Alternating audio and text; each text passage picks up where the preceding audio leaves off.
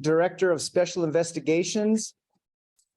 And Bernadette Martinez, she's our Management Analyst and Records Custodian. All right, let's get started. What I thought I'd start with is just talking about some of my priorities for this year. You know, the Office of the State Auditor it's a very small office, fully staffed. We're at 41 staff members, 6 exempt, 35 classified. So we have a big mission. I like to say that we're small but mighty, but some of my priorities are to work with organizations that are like-minded of the Office of the State Auditor, like the Legislative Finance Committee. They have an army, I think about 30 analysts, and why not leverage all those resources and partner with the Legislative Finance Committee to identify key areas to evaluate in the context of our mission. The other thing that we're doing, you know, I took over an organization that had a vacancy rate of almost 40%. We've whittled that down to under 30.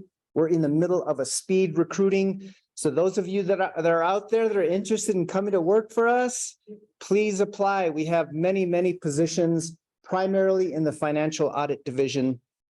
But I think it's time to reform the office. We're not competing with the private sector, and we know that. And we're also dealing with a crisis in the accounting industry. We're seeing a diminishment in the licensure of CPAs. We're seeing a diminishment in the number of independent public accountants that we approve every year.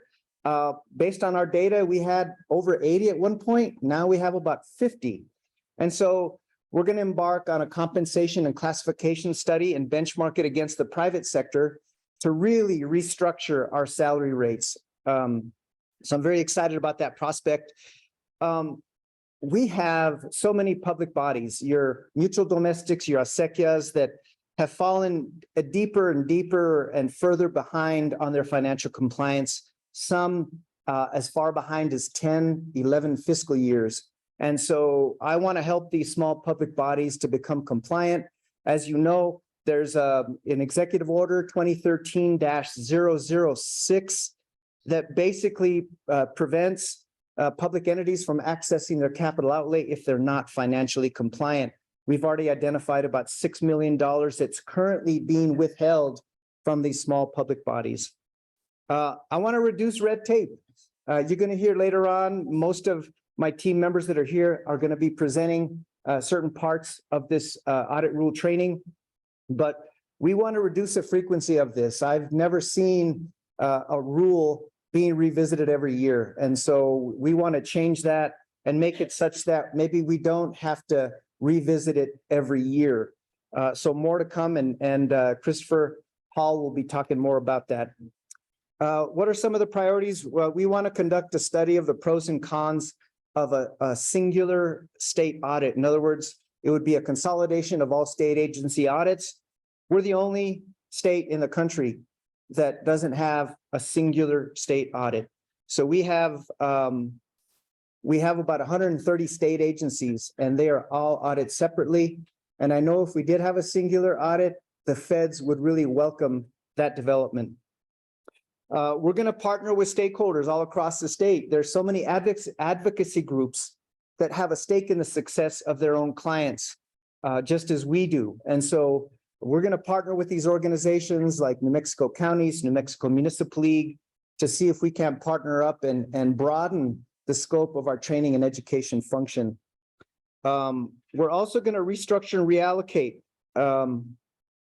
I think my ultimate goal is to prevent fraud, waste, and abuse. When there's fraud, waste, and abuse, the damage is done. It's difficult to recover. Trust is lost in government. And so I'm going to continue working hard to prevent fraud, waste, and abuse. What are some of the early accomplishments? I inherited an organization that was still 100% telework. And so we finally have brought staff back into the office, 3 days in, 2 days telework. You've met most of my executive team. I searched and poached to get the best and brightest, and I'm still poaching, by the way. So I'm very proud of the caliber of individuals that we have. We just hired the state controller to be our financial audit division director, which was quite a coup, I think, for my office. we've reorganized the structure of the office to kind of strengthen our administrative function and our conservatorship review and our legal services.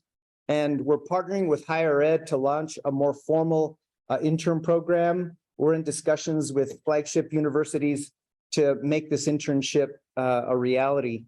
I mentioned the reduction in our vacancy rate, and I'm really proud of this. We issued our first subpoena, actually a cluster of subpoenas in many of our conservatorship cases. Andrea Salazar has really been very assertive in fulfilling that function that was mandated to us statutorily to review these conservatorship reports. It's a very different function for our office in that we're dealing with private financial information as opposed to the historical function of working with public financial information. So the last of our accomplishments is we did receive $500,000 in legislative appropriations to begin helping these small public bodies to become compliant. We're going to do a more centralized procurement. So you IPAs out there, be on the lookout for this RFP. It's going to focus on most of the small public bodies that are clustered in north central New Mexico. Be on the lookout for that. We closed our Albuquerque office. It had been vacant for 3 years, and I can't in all good conscience pay lease payments with escalation clauses for unoccupied office space.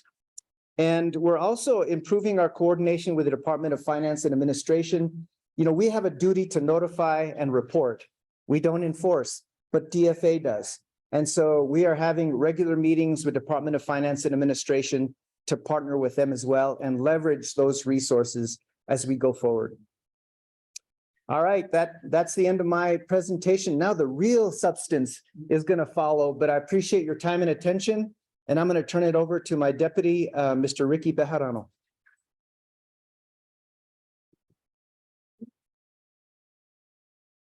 Good morning. That was the most exciting part of this morning. And now you're going to feel like you're watching grass grow. But thank you for being here. And I want to thank again the New Mexico Society of CPAs. They put a lot of work into this stuff, and it's almost like all we have to do is show up. And they've invested a ton of time, and please thank them on our behalf as well. Let's see, let me get technically competent here. So my agenda is essentially to talk about key audit rule updates, which there aren't that many, as you probably know. Upcoming GASB pronouncements. Sean Beck will be doing our Special Investigation Division key reminders.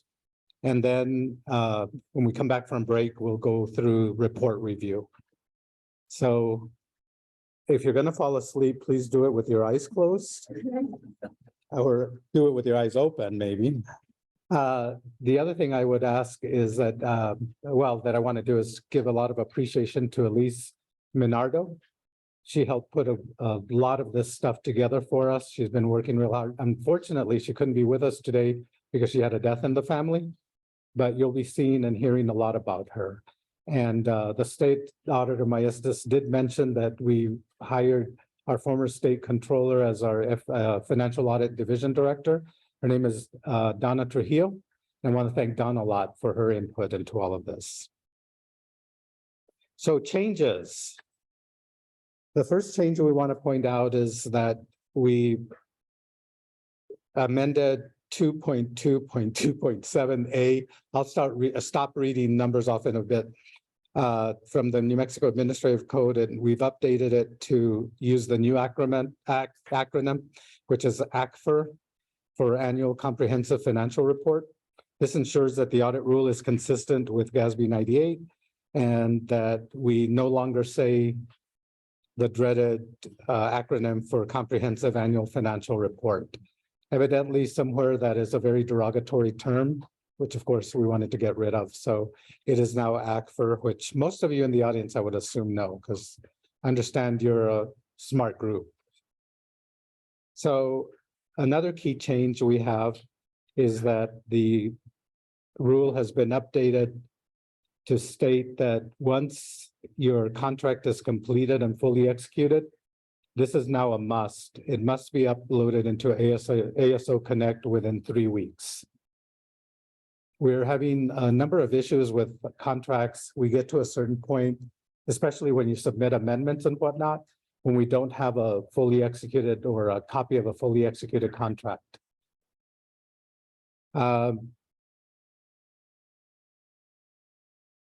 Also amended was 2.2.9B1 to require that auditors deliver an editable copy of the audit report no later than 5 p.m. on the date that the report is due. The reason this is important is we run into a lot of issues that we can go ahead and give you an official release with a couple of changes.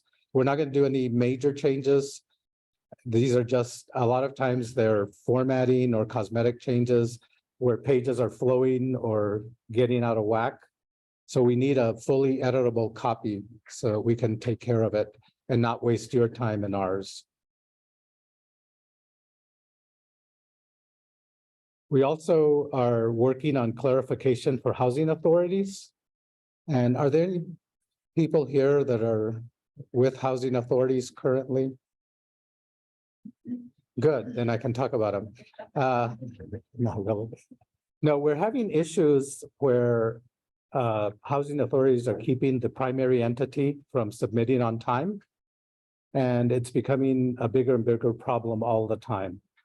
And one of the things we're going to be doing is essentially setting up either a work group or a committee to look at this, to see what the HUD requirements are, what the HUD laws require, and then what is in accordance with our statutes. We have a lot of primary entities requesting that the housing authorities be audited by the same auditor as the housing authorities to prevent a lot of these delays. Have any of you had that situation? I know one of you out there has. So please be looking to the future. We're probably going to request input from IPAs and housing authorities as well. And so any questions you have, we're currently working with one housing authority where most likely we're going to be conducting the audit out of the state auditor's office instead of having them bid out. And so there's more to come on that issue. But please don't be shy if you're not asleep already. The next update relates to professional service contract non-compliance findings. Please keep in mind that if you're an IPA and you're doing not audit services or helping entities with, we have a number of IPAs that are now assisting doing readiness for audit or doing accounting catch-up for different entities. If you're an IPA and you're in our system, you are required to put that contract through our office. This isn't maybe, it's a must. And I know there are a number of accounts out there that are not currently IPAs under the state, under OSA Connect.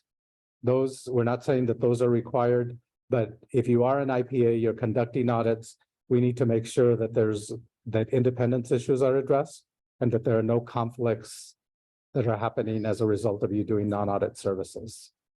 Are there any questions on that piece? Because this has been, yes. Yes. How are you tracking household? I'm sorry, that's pretty. I could try to answer.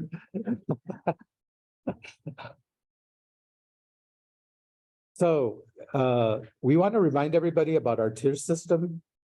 You know, it's within the audit rule that we have various tiers. Tiers 1 and tier 2 only require certifications from the entity. And there's some confusion a lot of times as to when you move from that certification state to an AUP or possibly even a full-blown audit. 2.2.2.16a explains what to include.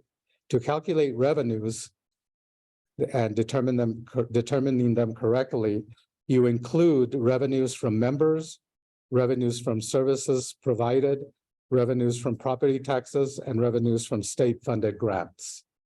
does include state-funded grants. It excludes capital outlay funds, federal and private grants. A question came up I think it was yesterday, as to whether when it's flowing through the state and then to the ultimate entity, does it count? It does not. It doesn't lose its character just because it flowed through the state. Continuing on, this also relates to exemptions. Entities determined to be tier 1 or tier 2 are exempt from financial reporting, but you're not exempt from the certification. And I don't think a lot of people are aware out there that that certification also has to be submitted to DFA, to local government division. Cordy, do you want to wave at everybody? There's the, there's the lady. Yes, please. That's one of the issues that we're having. If you have a tier 2, make sure that tomorrow. But finance stuff, because we're working closely with the state auditors to make sure that we're reporting when they went there.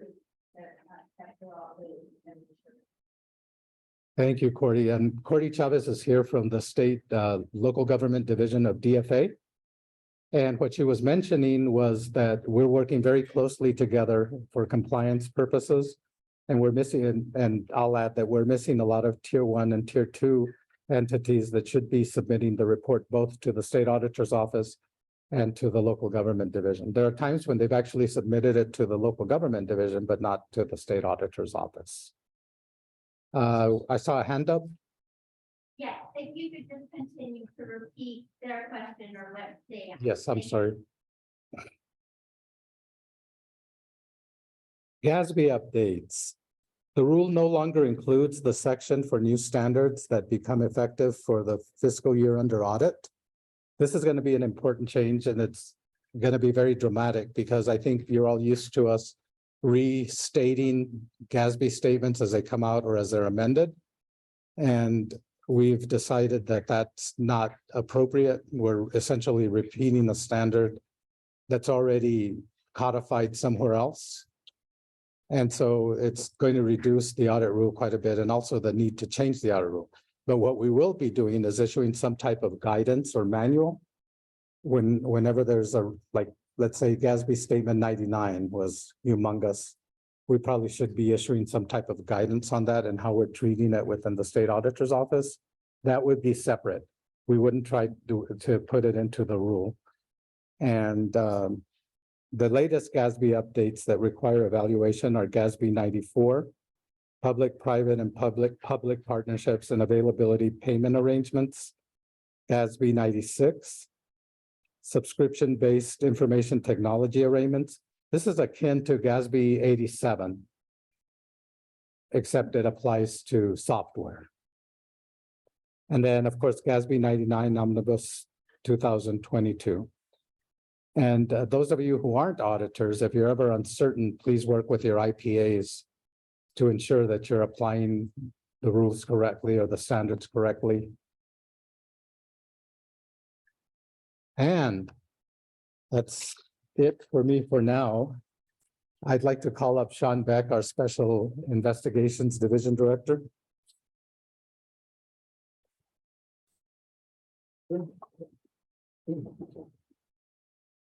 All right, everyone. Can everybody hear me in the back okay? Good deal.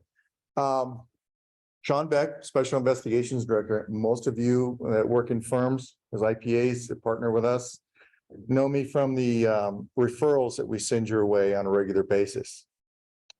So please make note of my email address and phone number because as we continue on through our careers with auditing, you will hear from us very often. Oops, wrong way. So I want to talk about some reminders. There has been many changes to the rule this year regarding SID. But one of the ones that I want to remind everybody on is what I just mentioned, and that's SID referrals. IPAs are our eyes and ears in the field. SID, when we get complaints through our fraud hotline, by email, in writing, or telephone, we take those complaints and we start doing fact finding and we flesh those out and we submit that information oftentimes to you IPAs in the field who are doing the audits of the entities across our state. To include as part of your risk assessment and do additional test work based on the issues that are brought forth. It's critical that we maintain this partnership because we don't have the manpower to go out and do all this fact finding and do the test work as part of the annual audit of these entities. That's where you all come in. And that's where it's important on these referrals that we look back and be very specific on what we need going forward.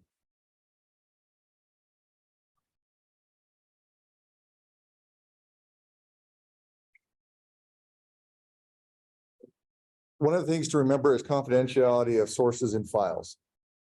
Now, when we send out these IPA referrals, and I'm going to stay with IPA referrals, these are all considered confidential audit documentation.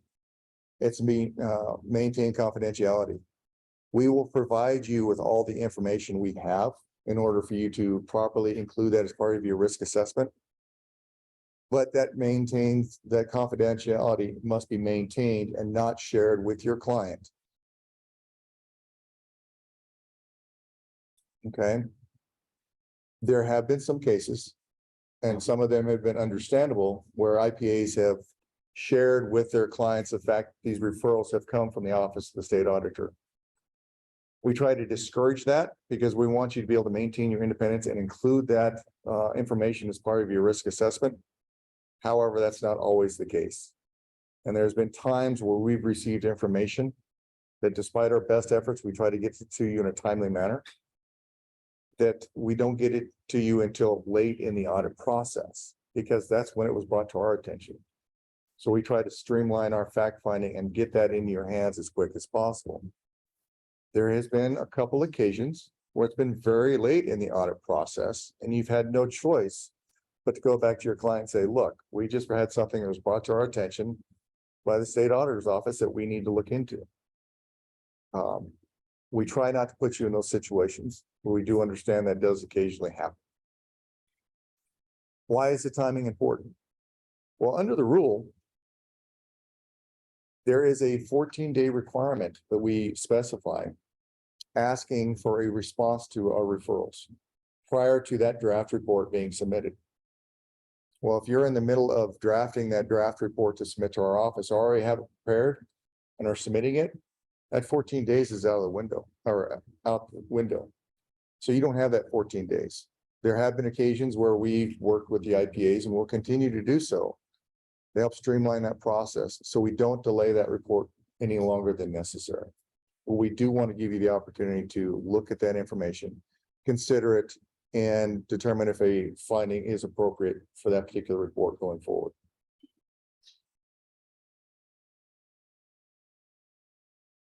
Coming back to confidentiality of sources and files.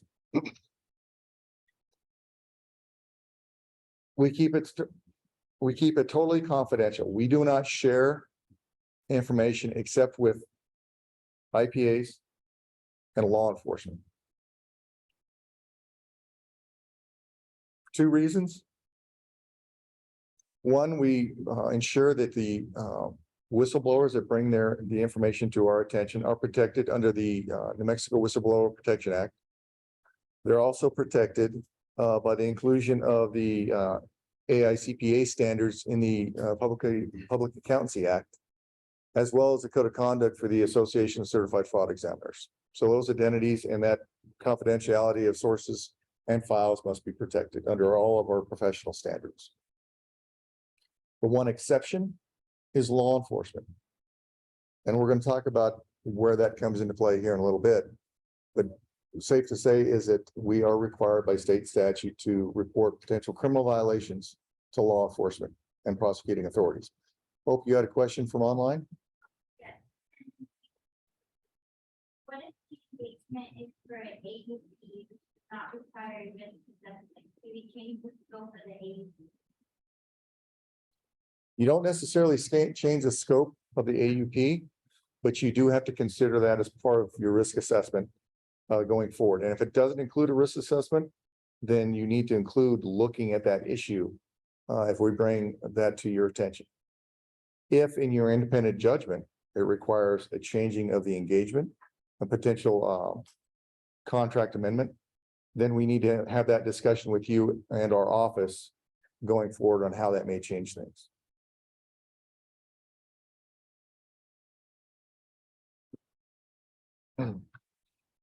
So I mentioned notifications.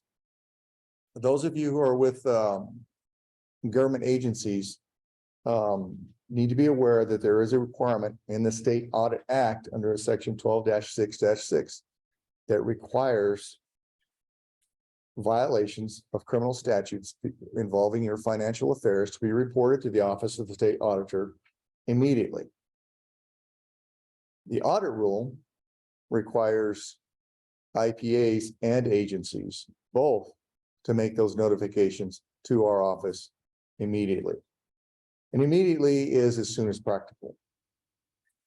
Now, when we're talking about violations of criminal statutes involving your financial affairs, we are not asking you to have a firm determination that yes, a crime was committed that involved the financial affairs of an entity, either your agency that you represent or your client agency.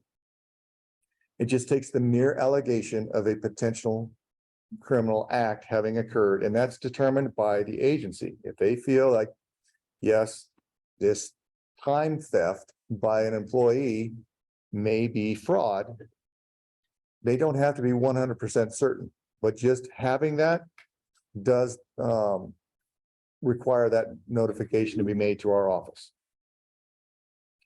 Notifications need to be sent by email. Please do not use our fraud hotline for agency notifications or notifications from IPAs. We have that email. It's reports@osa.state.nm.us. It's an email that most of you are very familiar with. The notification requires certain information. If possible, we need to know the dollar amount involved if an estimate can be made, a description of the alleged violation, and include the names of the individuals involved, either the employees who committed or may have allegedly committed the criminal violations, or those who identified or discovered that information. We also need to know about any action that the agency has taken up to that point of reporting to us, or any action they plan on taking as far as increasing or strengthening internal controls, etc. And finally, we need to know if the incident has been reported to local law enforcement. This is important because not all entities are required or in their policies require themselves to report these potential violations to law enforcement because they may not have determined that a crime had been committed. They're not certain. So they don't want to take that step and report it. That's fine. However, the New Mexico Audit Act requires the state auditor to report all violations of criminal statutes involving the financial affairs of government entities in the state of New Mexico that are reported to the appropriate jurisdictional prosecuting authority and law enforcement. So if it's not reported by you, we will be the ones reporting it. So we will be asking you for that information. So if you don't provide it up front, we will be asking you for that because we have to make that notification. And suffice to say, it's much simpler if you make that report going forward.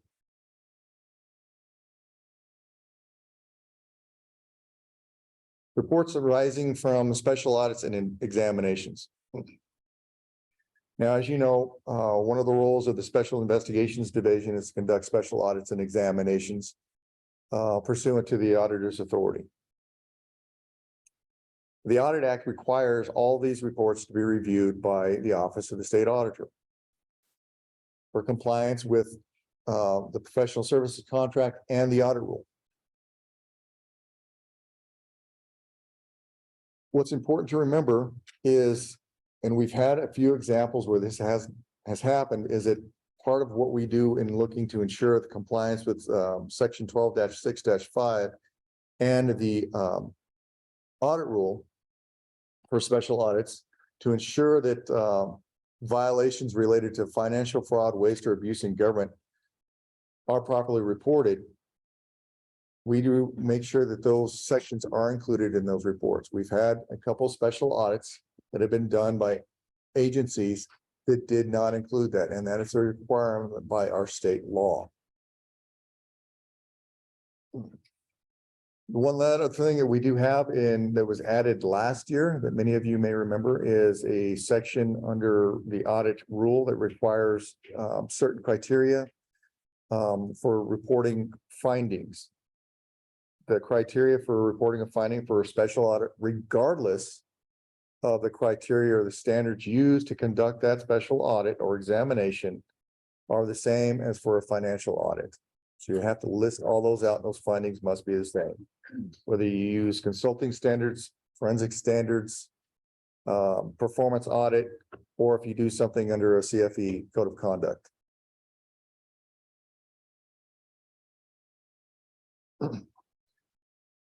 Special audit public report release. All special audits need to be reviewed for compliance by the Office of the State Auditor. Just like your financial audits, once we review those, we will issue a okay to print form. Those will go out with any corrections necessary, and after that will be the release letter. And similar to the financial audit, the 5-day waiting period does commence. So once we have all documents and the final report has been received, we will notify the agency by letter, and that report will be released at that point in time.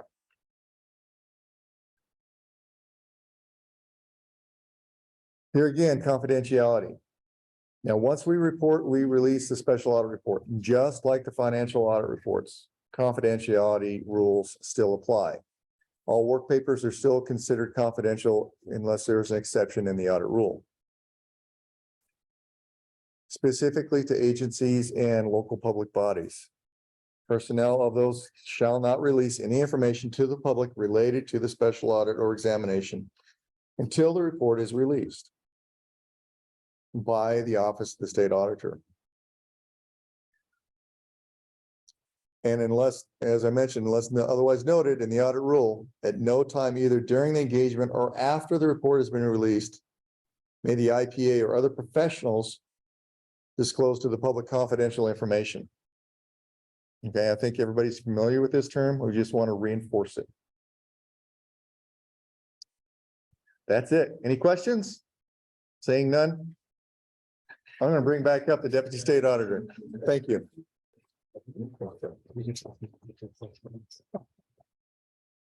So you're sure you don't have any questions? Because, oh, we do.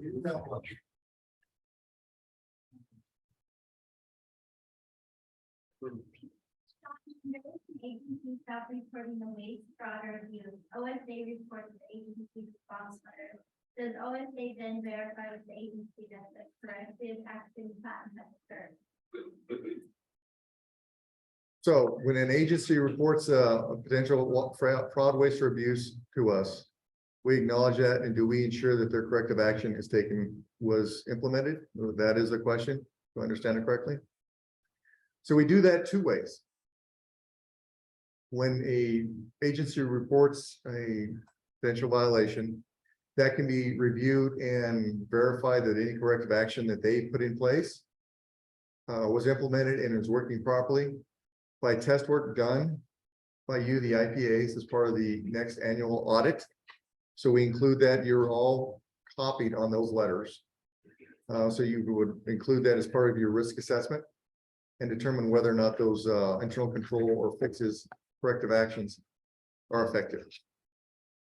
In certain cases where they are not effective or they have not implemented them, then we will do, the state auditor issues a letter of concern, which requires the auditors or the agencies to provide more detailed responses to the auditor with corrective actions they have taken, what they're doing, what their timelines are. We also share that information with the agency's auditors, yourselves. So you can include that again in your risk assessments to determine whether or not those corrective actions or those internal controls are working. Any other questions? Well, I just want to make a comment that I've had to make 3 referrals during my career to actually this unit. And most of them have been under his tenure. And they do follow up. In a couple of cases, we were requested to provide additional documentation. And then the other thing too is that you can always follow up with us. Now, can we answer every question? Keeping in mind that in some cases, we're talking about criminality or confidential things that are HR related.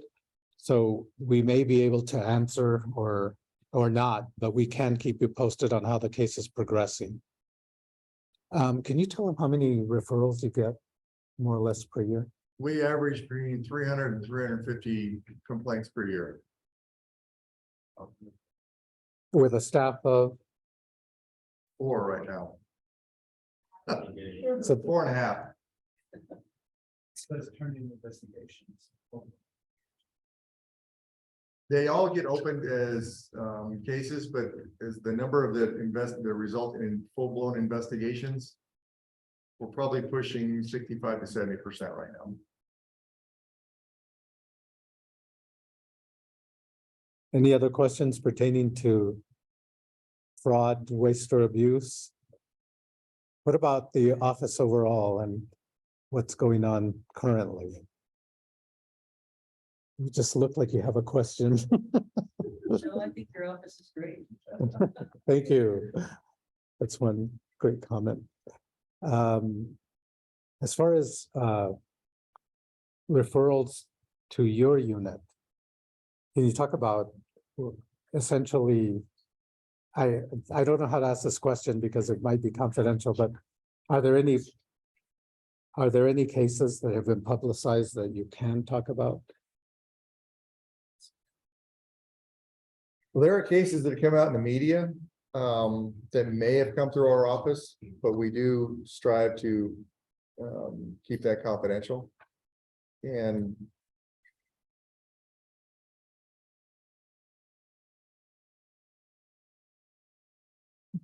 Bring up a high profile case. It's already settled. trying to think of one that would be high profile that's already been settled, that's not still going in some way, shape, or form. And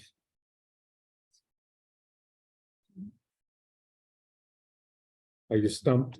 I'm actually stumped at one that doesn't have something still going on with it. The thing of it is that with these investigations, when we look at something for, say, we get a complaint for fiscal year 22. And we look at it because it continued into fiscal year 23. Well, we're coming up to that audit right now. So we're looking as part of the fiscal year 23 audit, which is starting later this year. That report becomes public next year. There may be some ongoing referrals to law enforcement or other oversight entities that's still ongoing that we still don't get into. That could go on. As we know, the audit process is sometimes a multi-year thing. So getting in and calling out specific ones. I know there's been mention in the newspapers and the media about different cases that rise to our level, but we tend to try to maintain confidentiality as best as possible. Well, since he won't, I'll talk about one particular case. Because I was brought in when I went to Northern New Mexico College. I was brought in because they had had a recent embezzlement. The case started in 2017. I'd like for you to count. I was there 4.5 years as the Vice President of Finance and Admin. The case just settled a few months ago. So these go on and on and on. Once it gets into the court system and you have the attorneys bantering back and forth, it can be years. And a lot of times the result can be very disappointing because of course you have plea bargains and whatnot. And there was not any restitution that I'm aware of paid back to the college. And it was significant. I think there was a question online. Statement. The high would be the Deming water utility rates and I'm sorry, could you repeat that? the high would be the Deming water utility rates and acid. Well, in that case, for Deming Water Utilities, the state auditor did designate the city of Deming for a special audit. That special audit is ongoing. So that's in process and we do not discuss ongoing investigations.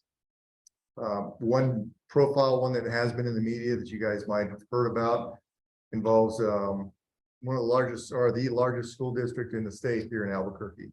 So you may have heard same things about that. SID was involved in that. You had a question, sir? Ma'am. 300 to 350, about 70 are cases. 70%. 70% is, of that 70%, do they share something in common? So, Fraud, waste, and abuse. so Something specific. just to repeat the question, out of the 300 to 350 cases that are referred to the SID, and if 70% are turn into actual cases, Right. what is there any commonality between those? That the vast majority are reported by employees. And there is validity to the complaints. They're not just frivolous.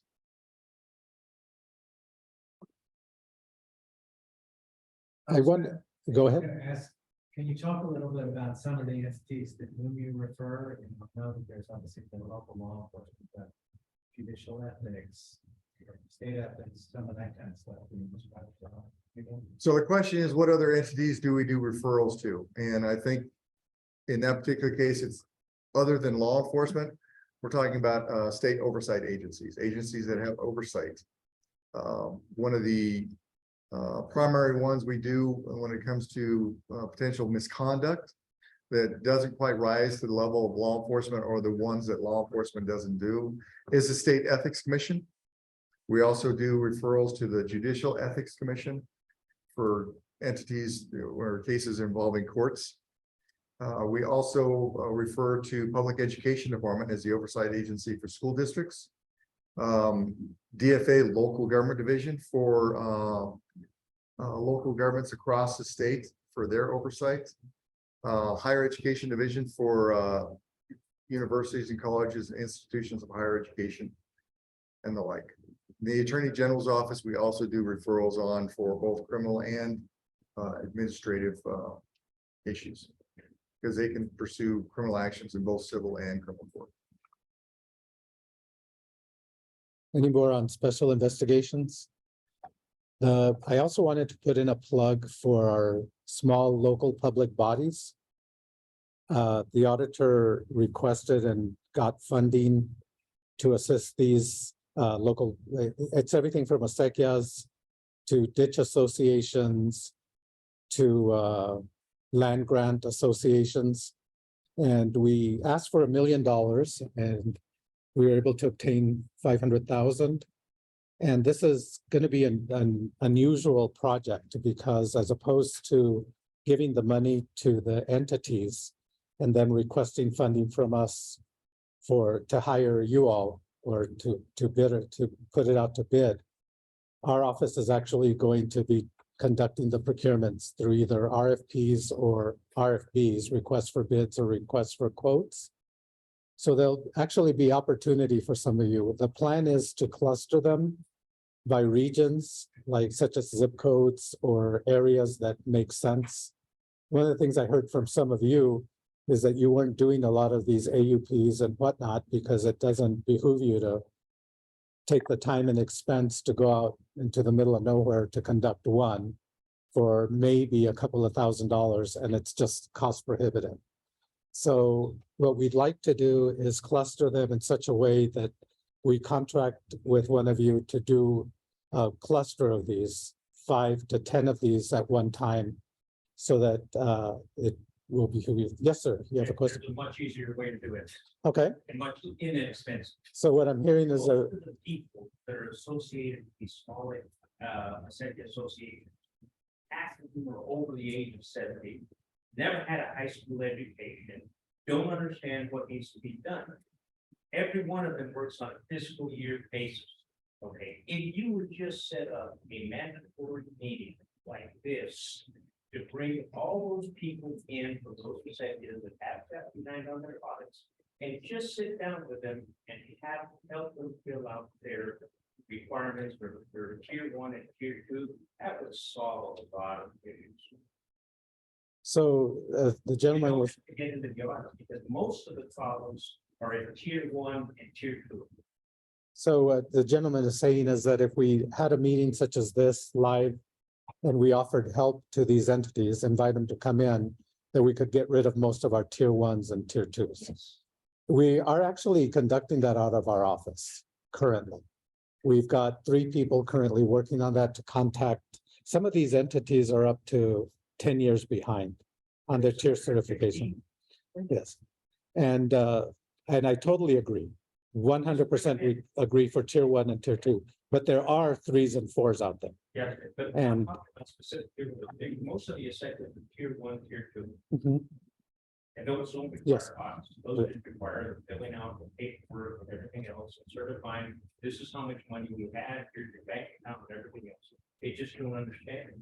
But if you brought it, they all work on fiscal year. Mhm. Set up the meetings right in January, as soon as they're done, bring them in, bring the people that can help them fill out the information and just do it a workshop. Okay, so the Solve The all gentleman made a referral to Acequias that most are tier 1, tier 2, which is most likely true. But we have other types of entities. We have other different types of associations. Yes. And the intent is to bring everybody into compliance Yes. regardless, and it's going to take funding. When the state auditor asked us to do an actual count, how many entities are out there? How far are they behind? Report wise, it was over 2,000 reports that were behind. Yes. And a lot of these entities aren't even registered with us. For example, the Acequias, our understanding is that there are 600 to 700 of them out there. Only 200 are in OSA Connect. So it is a very broad issue. And again, I do 100% agree with you that a lot of times it's either bringing them in to give some type of education or provide that education through Teams, through Zoom, or just over the phone. And we are doing that. So what we're finding, It's mandatory for them to attend a meeting in the month of January. but what we're also finding is that there are some entities that once they start reporting, it turns out that they had more revenue than had been expected. And also that they weren't exempt as tier 1, tier 2. And that's going to take some assistance. As you mentioned, we have a lot of elderly people that are running these associations. We have people that had no idea that they needed to register with us and report. And those are the ones we need to capture and get them on track. And also, a lot of people don't even know where to go for help. They don't know that you're out there and that you could possibly assist them. And that's what this funding will do. So thank you very much for your comments, and agree with most of what you said. But there are other entity types and there are other situations where it takes them out of tier 1 and tier 2 and into 3s and 4s where they do need the assistance. Great. Okay, so we're going to take a 10-minute break. Thank you.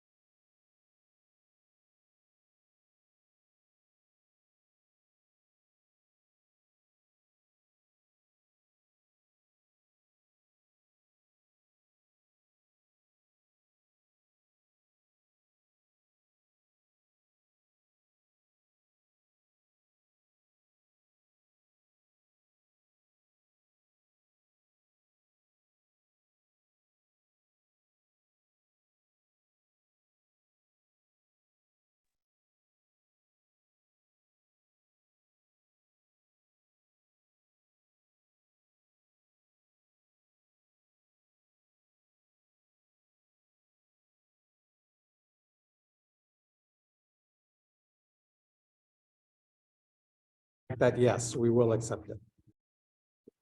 Okay, I have a question on when will the RFPs be awarded to the IPAs for the audits of small local public bodies such as ACUS? So We the at- quest- Sure, so the question is, when will the awards be for entities like our small public bodies that I was referring to a while ago, like Acequia, Soils and Water, land grant associations, those type of entities. That relates to the $500,000 appropriation that we received to get this work done. Those are going to be, we're actually starting now. We're going to be starting, I don't think it's confidential. No, it's not.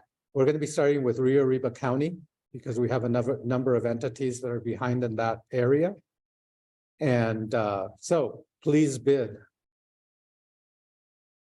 And then add on to that one, we at OSE have several acequias who are behind on audits and AUPs with fiscal year 23 operations they won't be able to use until they come into compliance.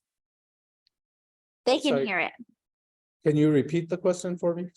We at OSE have several acequias who are behind on audits and AUPs with FY 23 appropriations they won't be able to use until they come into compliance. I think it was a statement. So the statement is that the Office of the State Engineer has a number of acequia type entities, or maybe even other types of entities that won't be able to use capital outlay money until they come into compliance. That statement is correct, based on the Executive Order 2013-006.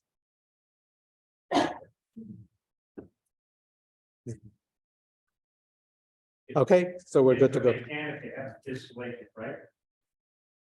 They would have to stop right there. You can't go through another account. So the question is, can you have a fiscal agent? It's going to depend on the entity and whether their audit is up to date. Rule 6 does not allow. If there's no audit, it stops. And that's the issue we're having, where they can't even come to their money. Staff and city and town, they, until they get their audit, we're not releasing them. So Have our an audit, 5 days, yes.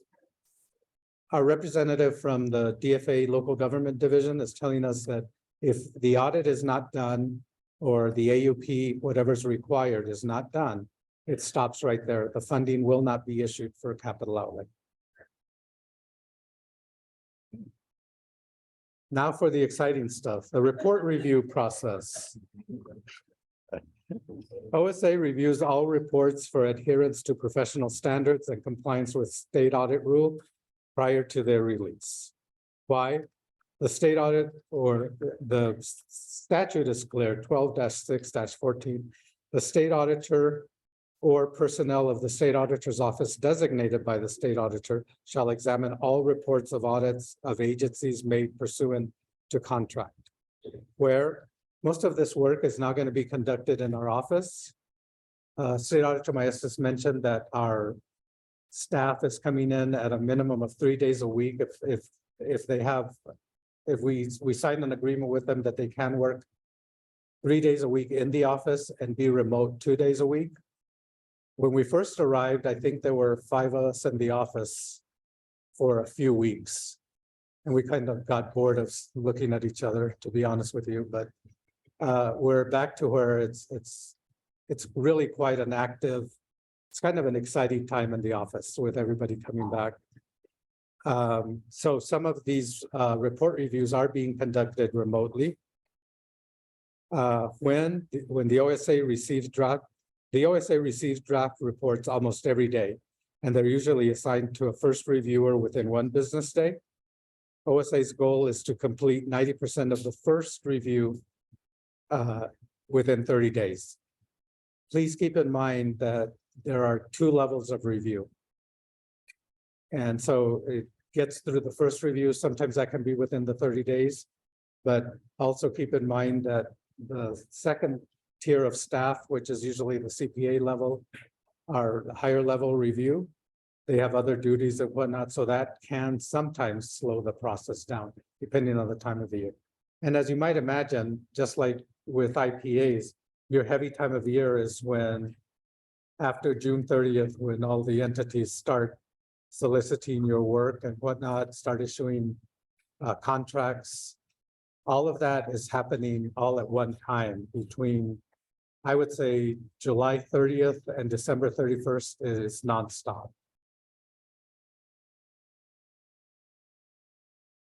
So the review process itself. What a report review is and what it is not. I'll start with what it is. OSA staff completes over 700 first reviews and actually essentially 700 second reviews per year. Professional guidelines established to ensure all important report areas are considered. Tremendous use of professional judgment to ensure findings make sense.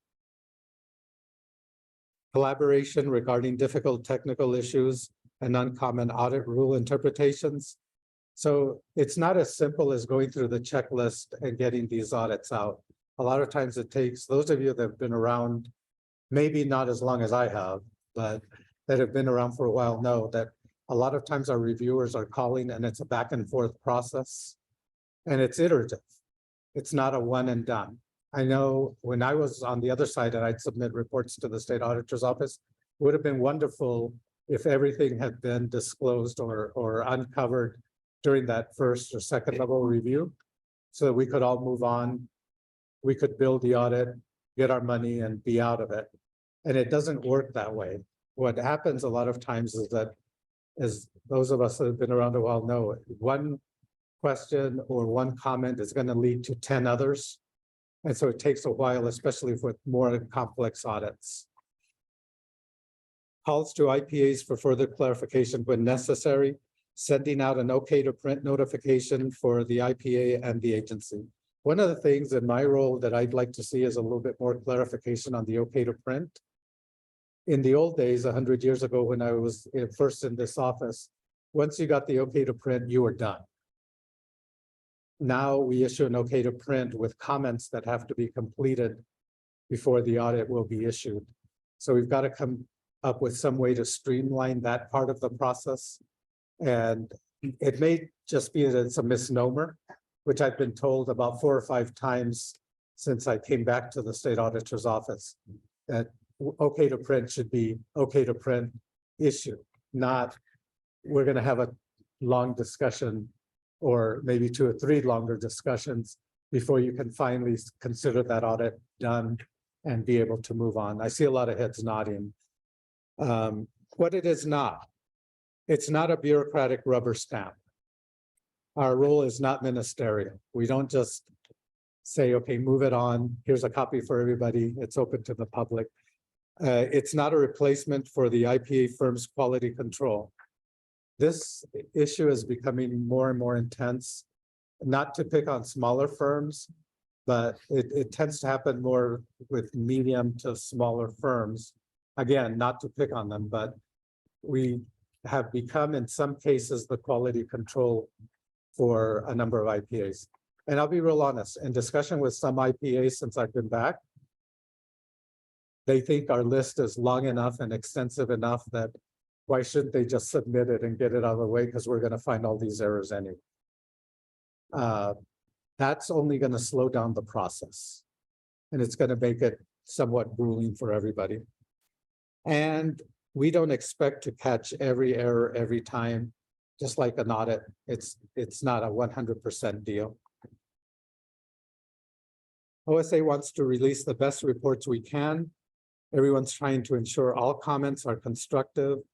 We consider you all partners in producing an excellent product. And this is a biggie. This has come up 3 times. I'm actually doing tick marks in my iPad. This has to do with findings that are caught in the current year when you were doing exactly the same thing in previous years. And for some reason that not only aggravates the entities that are being audited, it frustrates the IPAs. And I don't know what to tell you other than that, like anything else, you're when you audit, there's some level of skepticism, right? When you go in the audit, no matter how many years you're doing it, and there should be some unpredictability. And a lot of times within applying that concept of unpredictability, you're going to find more stuff. And a lot of times, as I can tell you from the other side, when I was at Northern, as the records cleaned up, more issues bubbled up to the surface. Because there wasn't that focus, for example, when the embezzlement happened, which by the way was prior to my time. When the embezzlement happened, it was caught, and then for a couple of years, cash control was the biggie. It was hit really hard, even though the audit was a disclaimer for I think 3 years. Cash control was big. Well, once that leveled out, then what did auditors do? They started looking at other areas. And it was almost like a domino effect until we finally got a modified opinion, a qualified opinion the last year I was there. And I can tell you that having been in this business for as long as I have, I've never been so happy to receive a qualified opinion in my life. The other thing is that we may give priorities to some audits, and we know that you talk to each other. And there is a reasoning for why you submitted your audit last week and an audit that was just submitted flew through. And that's because they affect different things. Sometimes it can affect the entity's funding. So we'll give it priority, especially these days. And sometimes it can affect the ACFR. If that entity is material to the ACFR, it's going to take priority. But you can always talk to us. You know how to get a hold of me. Please call and we'll work it through. The one thing I would like is if with this issue or any other issue, please call us and let's discuss it. It may be that we can't give you some type of exception or whatever, but we will try. We want those audits out just as much as you do. Our goal is supporting the timely and accurate statewide ACFR effort. OSA reviews reports and ensures DFA has reviewed the financial information on DFA. So as we've stated a while ago, we're collaborating, and I think a lot more right now. We're actually meeting with DFA once a month to see what issues spring up. And along those lines, these are becoming a big part of the discussion, especially when it pertains to the ACFR. It's got to get out for the sake of the whole state. We've got to get it out as quickly as possible. We're working to towards reducing the timeline on that. And we'll get there, but only with your help and understanding in some cases. We do want to ensure that the IAR contains the emphasis of matter paragraph required by 2.2.2.12A10. That's critical. We're lacking in that area at times, and that's only slowing down the audit process. Question? Yes, so we have a question online and then we have a statement. So if I read it, they can hear me online because I have a remote. So it says, can the office establish a tracking system so IPA can know where the report is in the system? So can we establish a tracking system so that the IPA knows what state their audit is in the review process? We are working towards that. We're currently somewhat limited with OSA Connect because it was built from the ground up, but we actually have issued an RFP for some of the referrals that are coming through SID, but we're hoping that we can also somewhat leverage that so that the regularly reviewed audits can also have a state that they're in so that you can go in and look up your audits. So the answer is currently the only way to know what state your audit is to call us, but we're working towards automating that so that all you have to do is get online and see what's going on. Statement? Yes, it says consistency between the first and second level reviewers has always been an issue. Could you please repeat that? Consistency between first and second level reviewers has always been an issue. So the statement is that consistency between first and second reviews has always been an issue. And I would venture to say that that's probably going to continue being an issue because the second review is a higher level. First review is essentially staff auditors. The second review should be a CPA, someone with experience, with more experience in audit and with, especially with constructing the audit reports. So I wish I had better news, but if we're finding stuff at the second level review, that's actually a good thing.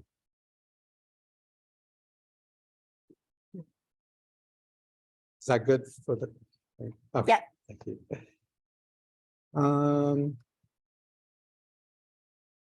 So DFA review and then final review. As I mentioned, we're working very closely with DFA, with the CAFR unit and with the state controller especially.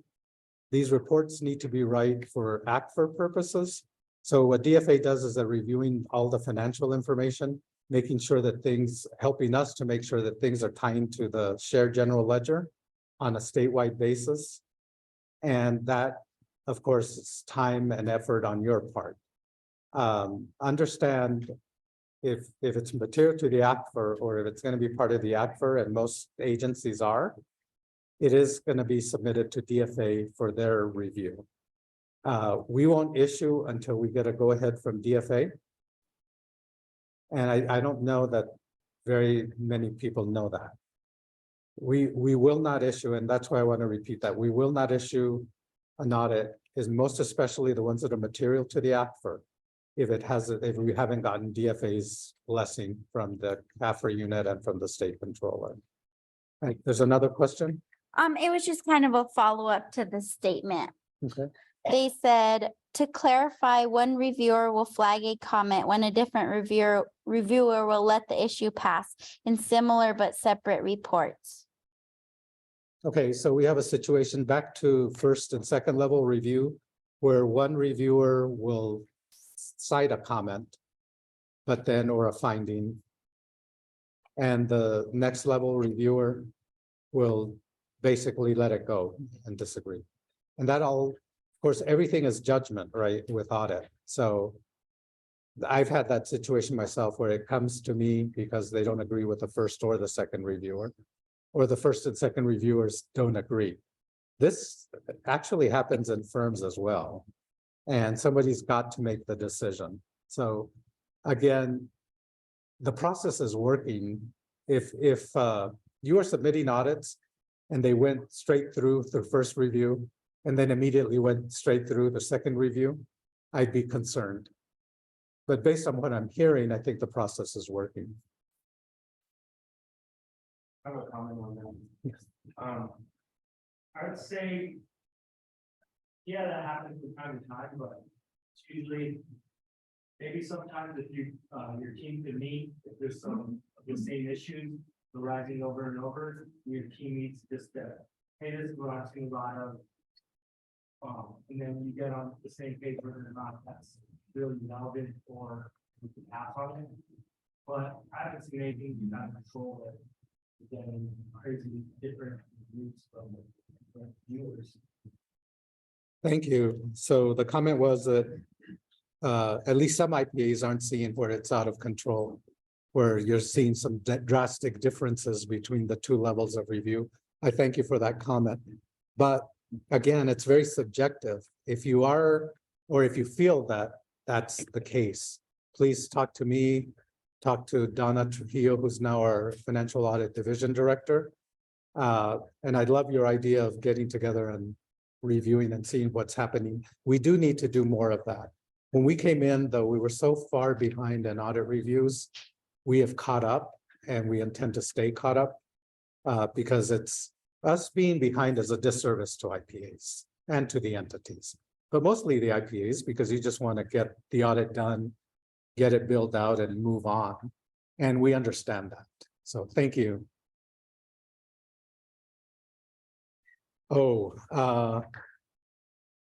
Pledge collateral. We're starting to see, this is a new issue and I'll just talk about it quickly because Danny Mackey keeps flashing a clock at me. So we have an issue right now where there's some confusion as to whether accounts are FDIC insured beyond the 250,000 or not. And we have an issue with whether people that are being named to banks as custodians are actually legitimately custodians and that they're covered. So you'll be seeing more of that, more of this issue throughout the year. We may even pull in some IPAs into the discussion. But the word we have so far from the state treasurer's office is that you're not covered, some of you out there, which is a risk. Audit, of course, is all about risk. And with recent bank failures, it's become an even bigger issue and people are very, very concerned.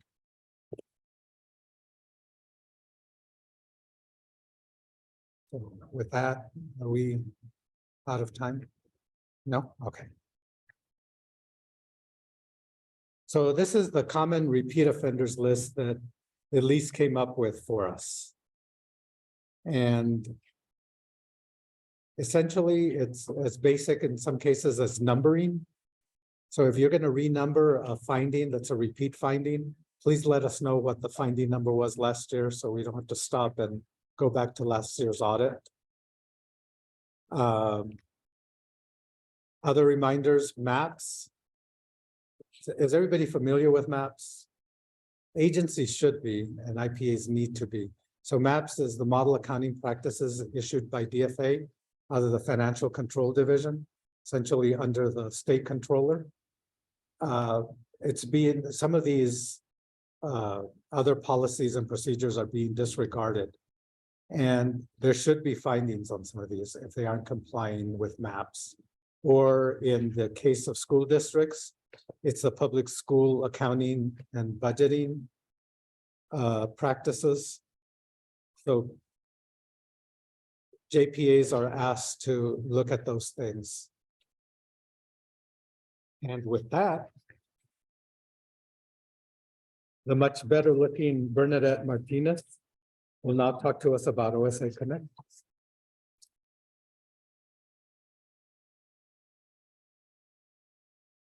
Good morning. I'm Bernadette Martinez, and I've been with State Auditor for a few years, and I've been involved in contracts, mainly OSA Connect, assisting people. Assisting people setting up their agencies or profiles. Also, I work a lot with the IPAs during the firm profile process, and this is my, let's see, what I'm doing here. Okay. As you know, all agencies must submit through the OSA website and agreed upon procedures.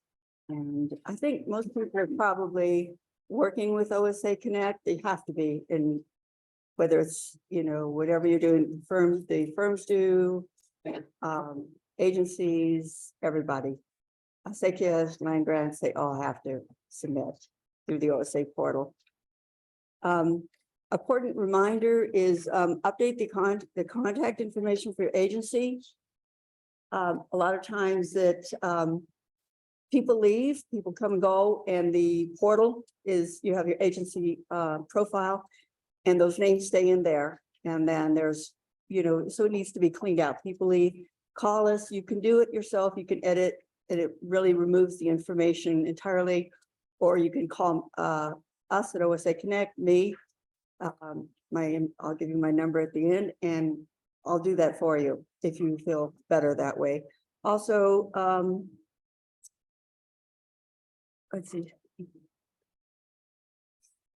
Oh, yes. For the tier system, don't forget to go to agency profile and confirm the tier for your agency for correct or any outstanding fiscal year. People change from tier 2 and become a tier 3. And that's a pretty easy thing to do in OSA Connect. From the drop down, you just click the tier, and then that will generate the appropriate contract for your agency. And because OSA Connect does autofill a lot of the information, that also could change. So make sure that information is correct, because it'll just get carried on. It'll be incorrect information. It needs to be updated. The deadlines of course, everybody, Audit Rule has all the different deadlines for contract as well as for audit, the contract submittal. If there's any questions, call. That's not a problem. Anytime I'll get back to people. Send an email and I'll be glad to respond. And if it's a question that I can't answer, we'll get an answer. There's a good group of people that I work with, and I'm sure we can get that answered for you.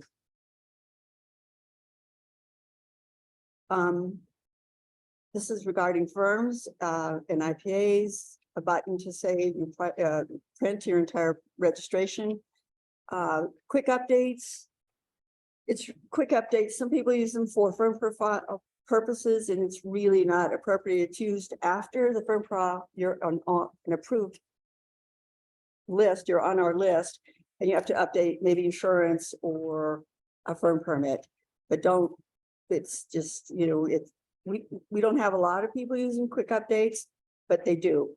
It's like you don't need to contact us. You can do that on your firm profile. Contracts that are fully executed can be selected. Let's see, excuse me. Okay, only contracts that are fully executed can be selected. Approval, deny, and approval release letter to agency and firm, which is generated through the OSA Connect course, and release to web, which also goes through the OSA Connect. Probably 95% of the time, except for certain agencies that, you know, we manually do release letters. I don't know, that will probably be updated at some point, but yeah, tend to do those too. Please ensure that contract recommendation is submitted and approved prior to work commencing. Well, that is so important that you have that contract in place, signed and uploaded to the OSA Connect portal.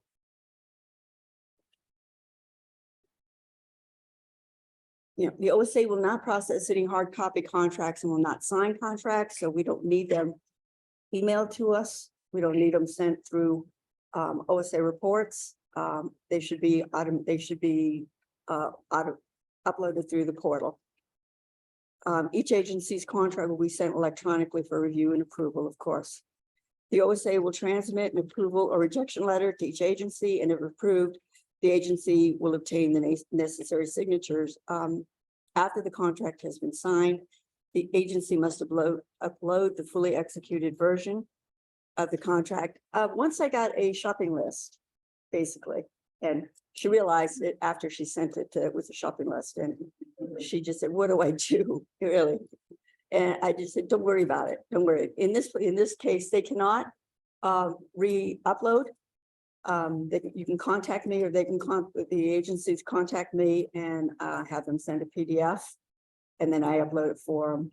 They cannot just do it themselves, but yes, they need to be very careful about what they're uploading to OSA Connect. It can be changed. It can be, I'll pull it out and then upload the correct contract. But please make sure that, again, the contracts are signed by the agency and by the IPA and dated. It's very, very important, because then that contract, the date of the IPA is normally the kicker. That's the year. That's when the year begins. And if the contract is not acted upon, then it's null. It's null and void, and there'll have to be a new contract. Yes, well, again, it's in amendments. The same principle holds that they must upload the fully executed version to the OSA portal. And amendments to change the tier of AUP to include the procedures for newly selected tier. Yes. Question? Yes, I have two questions. The first one says, once we submit it and it is verified as received, how long does it take to get approval/denial? Okay, it goes through a first review, and there's two of us that do the first review. And sometimes we go back and forth with the agency or entity and say, this is incorrect, please look at your dates. And then finally, when it gets back to us, we do kind of a final review for completeness. And then we send it on to executive. It could take, 5 days, or sometimes the agencies or sometimes they miss that email and they think it's already in progress, already being approved. And so I have been actually calling people. If I haven't heard from them in 5 days, I'll say, your contract was returned. I'm just sending you a friendly email. Please go back in. Please review it. Please make the corrections and resubmit. But if something is just is going through and it's good, it's maybe turnaround is 5 days. But if you're going back and forth with emails and sometimes they make part of a correction, they don't make the full correction, it has to go back to them for that. I can see what their contract is, but I cannot work on their contract at all. I can just tell them what needs to be changed, revised. So it can, yes. And then a follow-up to that one. If it's been over a month, should I call? Oh, yes. Yes, and in that case, it's because we returned it for a revision and the OSA Connect will generate an email to them and say, your contract has been returned for resubmission or for revision. I'm not sure exactly what but it's something like that. But sometimes with all the emails everybody gets, you don't see it. So they miss it. And then, right now what I'm trying to do is be proactive and actually contact them if a few days have gone by to say, please go into, just go into your OSA Connect, log in. I'm here with you. Let's discuss this. Let's get this contract through. And it's sometimes very, they think they submitted and it didn't go through. They didn't get sort of this contract has been successfully submitted for, yes, to OSA. And then it just kind of starts that little circle and they don't realize that it's pending and it was never fully sent in or submitted to OSA. So we haven't reviewed it. Yeah. One comment and then one more question.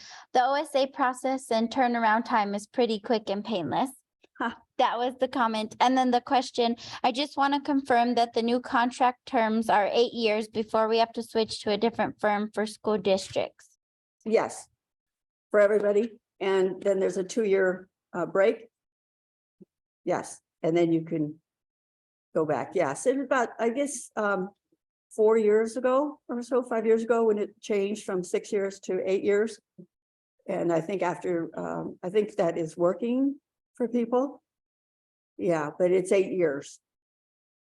And we go back also when in our review to make sure that it's, whether they're 6, 7, or if it's 8 years. And sometimes, where you have to put a note or something, this is the last year with this IPA, just so they know next year. People forget, they do this process once a year and they forget. Sometimes they just, it's not always clear year to year. It's not something they do every day.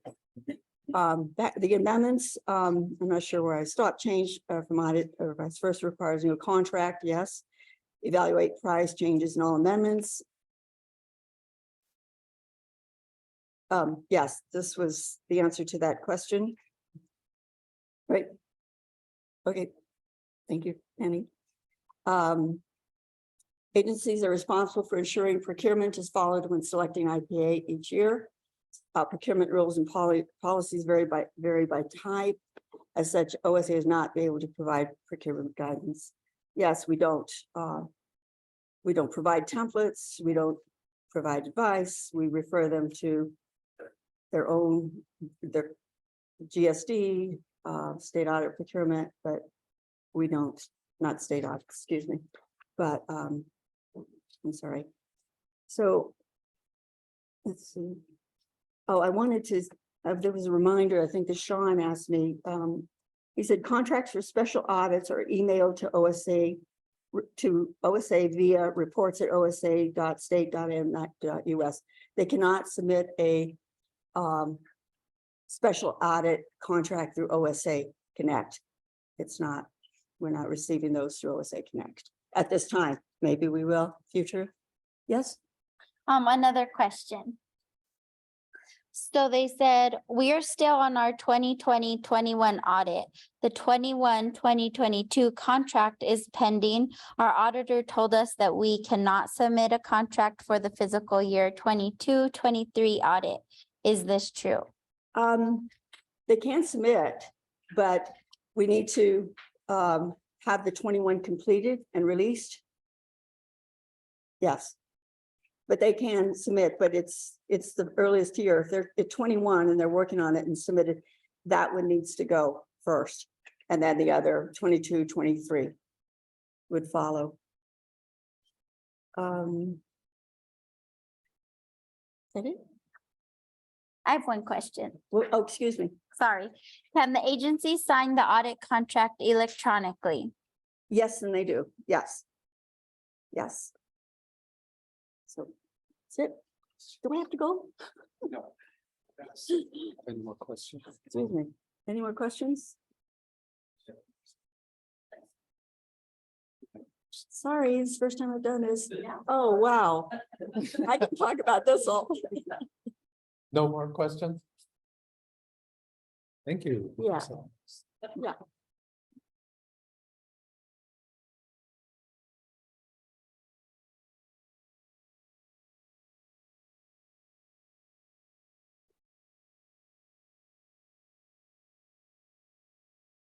Hello, everybody. Chris, sorry, it took me a second. I was expecting there to be some more questions on that last slide. So I'm Christopher Hall. I'm the Assistant General Counsel at the Office of State. I was about to say State Engineer. Office of State Auditor. I am obviously not Elise Mignardo. She's much better looking and much more capable to speak on this topic. But obviously Elise can't be with us today, so I'm filling in, speaking in her stead. Apparently I need to speak up. Thank you, Sean. So, can you hear me all? Thank you. All right. If you can't, wave at me, yell at me. It's all good. Thank you. So this is the general agenda for what I want to cover today. Looking at some issues with the Audit Act, some specific tests, FDIC and pledged collateral, property dispositions, the anti-donation clause, Governmental Conduct Act, State Agency Report Review, Budgetary Compliance, Gasoline Tax, School Personnel Act, and Special Appropriations. So obviously I'm going to be up here for a little while. We'll actually take a break in the middle of my presentation. But, and I'll just go ahead and say, well, let me back up a little bit. That's my email address.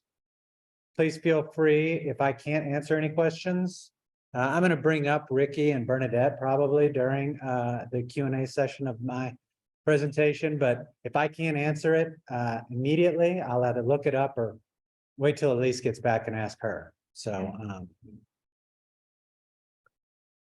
so one of the things we wanted to go over today is the definition of agency and local public body in the Audit Act. And the reason for that is that we get some feedback from folks like, well, we're not an agency, we're not this or that. Why are we being audited? Why do we have to report to the state auditor? And there were opinion letters written by the Attorney General in the 80s that referred to this. And I think the legislature decided to take it out of, to clarify it all in 2003 and 2009. They amended it to this very, very broad definition of what constitutes an agency and what constitutes a local public body. And as we'll see later, there might be different definitions of agency and local public body in other statutes, but for purposes of audits, this is the definitions that apply for what has to be audited. And as you can see, it's really broad. I mean, it covers just about anything you can think of, anything elucidated by statute, anything. I'm just going to cut to the chase. If you get public money, you probably need to be audited or provide some sort of financial report. And you know, there are some issues with maybe limited partnerships and state law compliance checks. But you know, that's one of the things we wanted to go over here. And to be clear, every entity has to comply with state law. We're not trying to say that you don't have to comply with state law. Everybody has to comply with state law. It's the law. But as far as the IPAs reviewing agencies and the state law compliance checks you need to do, that can be very complicated. And, there are times when some of the state law compliance checks may not be required. For instance, limited partnerships like discrete component units of a public housing authority.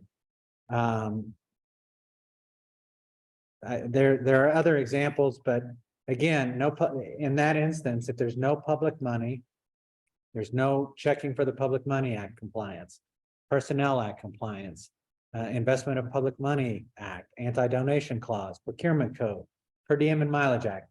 Again, you guys are familiar with all of these, but we're trying to make sure that, I'm sorry, was distracted by a question in the back. Let me finish my slide and then I'll get to you.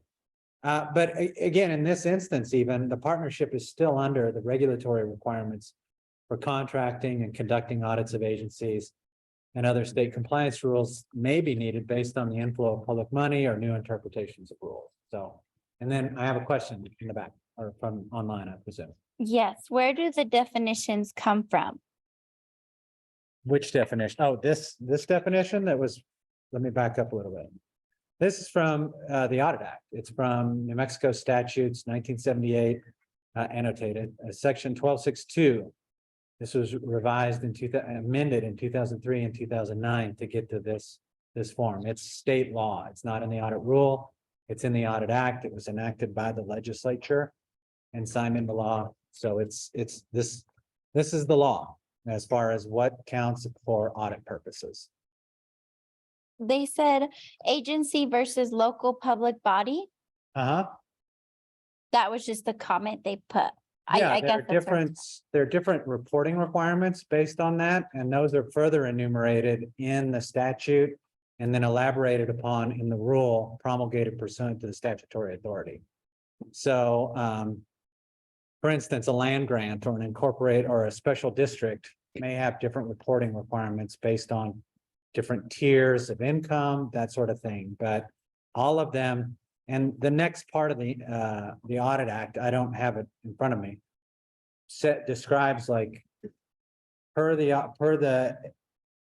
Audit Act, every agency has to do this. And then per the Audit Act, every local public body has to do this. And here's how you determine the tiers. So essentially, the easy breakdown is if you're an agency, you get audited. If you're a local public body, there are tiers, and you may or may not have full audit. You might have an agreed upon procedure, but does that clarify for the audience? Or there's another question. And I may also stop taking questions at some point and wait for the end, but we'll take this one more. I think it's a follow-up. It appears these definitions differ from procurement code. They do. There are, I mentioned that before. There are different, and I'm going to get to that later in my presentation, in fact, that there are different statutory definitions that you will check during your state law compliance checks. But when we're talking about what gets audited, this governs. This is the law. This is what gets audited. Basically, it means everybody who gets public money gets audited. And I hope that's clear, but if not, we'll take some more questions at the end.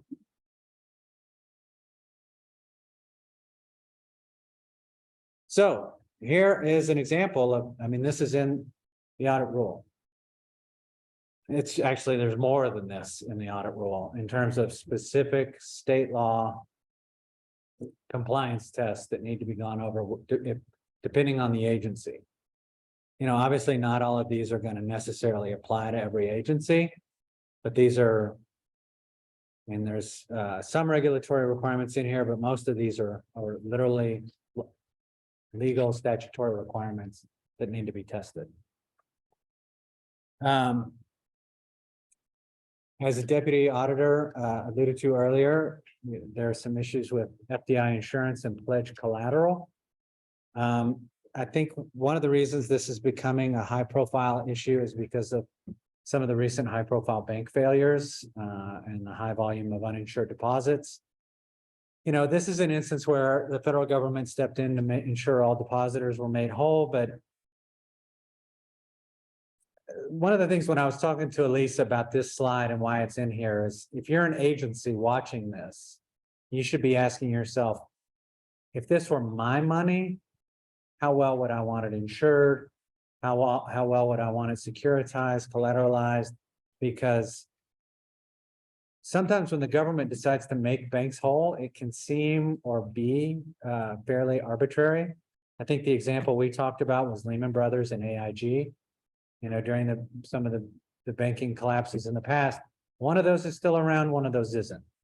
And if you could have stood on the other side of that and said which one was going to be, you probably would have thought they both would have been too big to fail, but obviously one of them wasn't.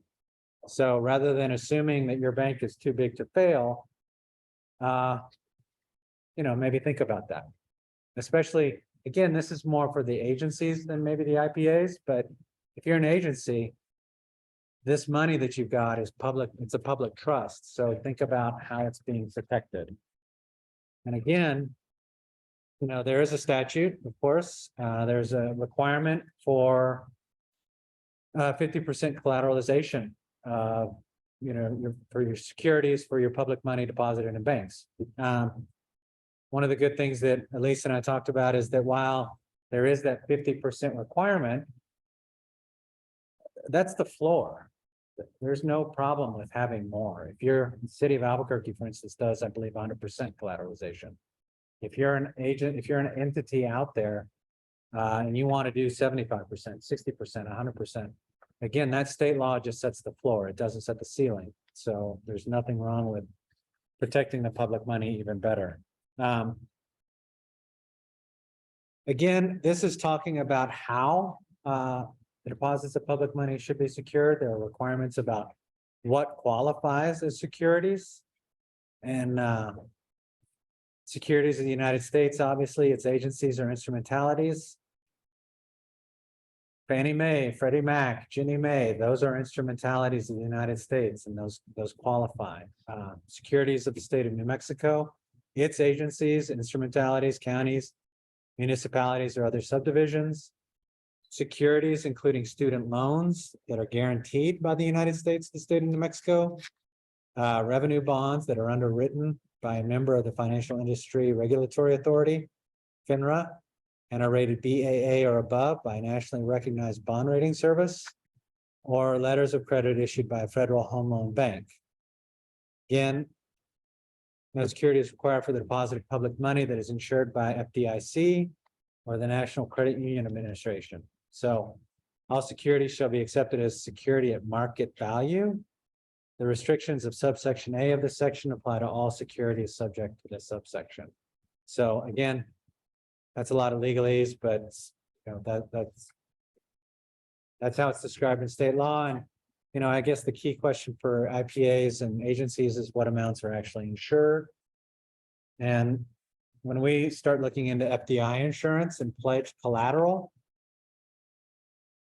the FDIC insures governmental deposits per official custodian as follows. The aggregate balances in demand deposit accounts are insured up to $250,000 per official custodian. And the aggregate balances in time and savings accounts are insured up to $250,000 per official custodian. This, of course, begs the question, who's an official custodian? And there's some, I think, some gray area and confusion in that. Per the FDIC, an official custodian is an officer, employee, or agent of a public unit having official custody. Then there's some difference between if you're a custodian and who has plenary authority. And plenary authority means that you have control over the funds. You've got the authority to establish accounts. You've got the authority to make deposits, withdrawals, and disbursements. And here's a nice website address fact sheet for you guys to go check out. I didn't bring my phone up here to keep my timer going. How am I doing on time? All right, so I've gone really fast with the first few slides. Talk a little slower now. No. But I think one of the key things is that being an official custodian does not equate to being having somebody who's got plenary authority.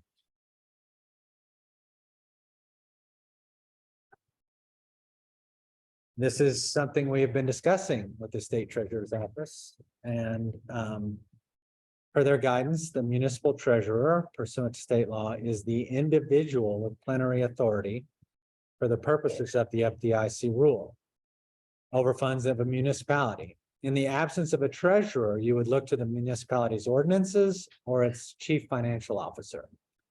So again, unless otherwise provided by ordinance, a municipality would only have one individual with plenary authority, and that person would be the official custodian. Generally, the elected treasurer of a county is the individual with plenary authority for that county.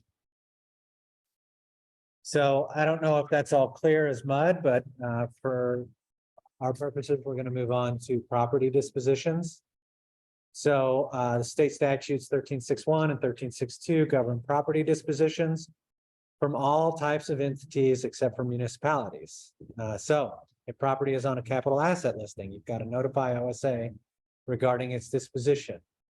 If resale value is between a certain amount, usually there's an oversight agency approval required before disposition. If the resale value is greater than the 25,000, Board of Finance approval may be required per 1362.1. And then sale, trade, or lease greater than $100,000 of real property, real estate owned by a state agency must be approved by the legislature. So that's obviously in statute as well. One of the things that keeps coming up for us, and this is why this slide is here, is we need to be notified. We do not approve. We get people reaching out to us, asking us for our approval for disposition of property. We don't have that authority. It's not in our remit. And so we can't give or forbid that disposition. We just have to be notified about it. So again, notification to our office is just that, notification. We're an independent agency that acts as a repository and record keeper for this stuff. So reports at osa.nmus. If you need to notify, please send the notification to that email address. These are the oversight agencies, obviously, are the ones that have the approval authority. And there's a list, you know, DFA, local government division, public education department, higher education department, Department of Public Safety for canines. Maybe that's a typo, but if you're going to dispose of your dogs, I guess. Anyway, they're usually going to review to make sure that it is in compliance with state law. So again, here's a table to make it a little bit more clear. Dispositions or notifications are required. But obviously you see who isn't. There's one person in the exempt from notification one group in the exempt from notification list, and that's municipalities. So there are several statutes that spell that out, but so it's worth noting that the statutes also 3354(2)(d) does require DFA, local government division approval if anyone is selling or donating property to another governmental entity. Let's say a municipality is donating a fire truck to a village. Oh wow, I've got 2 more minutes in my anyway, I must not have brought all my slides with me. Also, if a municipality is selling a parcel of land to the federal government, in both cases, Department of Finance, local government division approval must be obtained prior to the transfer. So another issue of concern that needs to be checked regularly is anti-donation clause issues. So Article 9, Section 14 of the Constitution states that neither the state nor any county shall anyway, you can't indirectly or directly lend or pledge or credit, make any donation to any person, association, public or private corporation, or any private enterprise for the construction of a railroad, except as provided. So basically, I like to look at this as going back to the Audit Act definitions and some of the state law compliance issues. If you're exempted by if you can't be donated to by the donation clause, anti-donation clause, you're probably not subject to audit. if you can be donated to by the local, by the if you're exempted from the anti-donation clause, you're probably gonna need to be audited or at least provide some form of financial reporting. There are constitutionally provided exceptions, obviously, care and maintenance of sick and indigent persons, veteran scholarship programs for veterans and other military war veterans, state established loan programs to students of the healing arts, creation of new job opportunities by providing land, buildings, or infrastructure to support new or expanding businesses, the Local Economic Development Act, and, you know, very specific items related to housing authorities and affordable housing. So I'm probably running ahead of schedule, but we're gonna take a 10-minute break. I have questions. Oh, that's right. I'm sorry. We had some questions that I waited till the end for. So sorry to get everybody excited about the break. Somebody was already out of their chair. So go Sorry. ahead, please. One's a comment, one's a question. The comment says, watch out for Wells Fargo. They have been trying to say plenary is an officer, which is not true. And then the question says, do we send the notification of disposition of capital assets to reports at osa.state.nm.us? Yes. And then the next question. So once we submit the property disposition list to OSA, we can then move forward with the disposal methods. We do not have to wait for approval from OSA. Not from us, and I can't say whether they can or cannot move forward with the disposition or disposal because they may have to check with whatever their oversight agency is to make sure that they have the appropriate permissions to dispose of the property. But as far as our office is concerned, once the notification has been sent into us, then certainly they can proceed with obtaining those approvals from the appropriate agency and moving forward with it in that way. Why is a municipality? Can you say that word? Why is a municipality exempted from? No, been reported for anti-donation and they have not received a finding by IPA or the state auditor's office. Are the reports not being looked at? I'm sorry, could you repeat that, please? Why is a municipality been reported for anti-donation and they have not received a finding by the IPA or the state auditor's office? I can't answer any questions about any specific reports, but certainly my assumption would be that if it was reported for it, it was probably looked into. And if it wasn't found to be a violation of the anti-donation clause, then it probably wasn't a finding. But certainly as far as any specific cases of someone who's reported something and it hasn't turned out to be a finding, I can't I'm certainly not one of the auditors, and so I can't respond. I can't discuss any particular case. Someone submitted a question, auctions, Options, just options with a question mark? just auctions. Auctions. I'm sorry, I was hearing like the word OPTIONS, options. I don't think an auction would count as a donation. Oh, I don't know, can they? They do an auction, but it goes through their oversight agency. Sounds like they can do an auction, but again, it has to go through the oversight agency. I probably should have asked you, Courtney. Sorry, thank you. All right, please keep them coming. I went way too fast, so the more questions, the better. Is there still the 30-day wait between notification to the OSA and the actual disposal? That is a good question.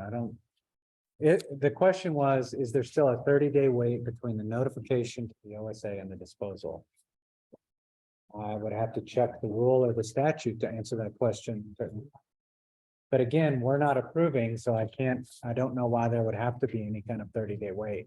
We just need to be notified. People online are answering yes. Oh, okay. I'm assuming sponsorships are included in donations. I would presume so, but yes. So, Any other questions online? Any questions in the room? Go ahead. I was just gonna comment that, on your slide, the notification EPS and disposal canines, that is correct, police working dog. Oh, okay. So if you could not hear that, I'm glad to hear that. That was for the disposal of police working dogs. So I'm glad that there is some oversight of that. Actually, it was prior. Sorry, retirement. Retirement. I am too. As soon as I said disposal, I was like, that sounds terrible.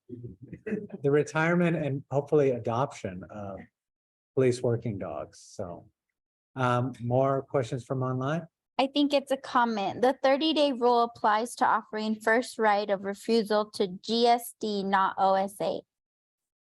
Thank you. So that would probably, yes, be a GSD requirement, not a OSA rule. Any other questions or comments from inside the room or outside?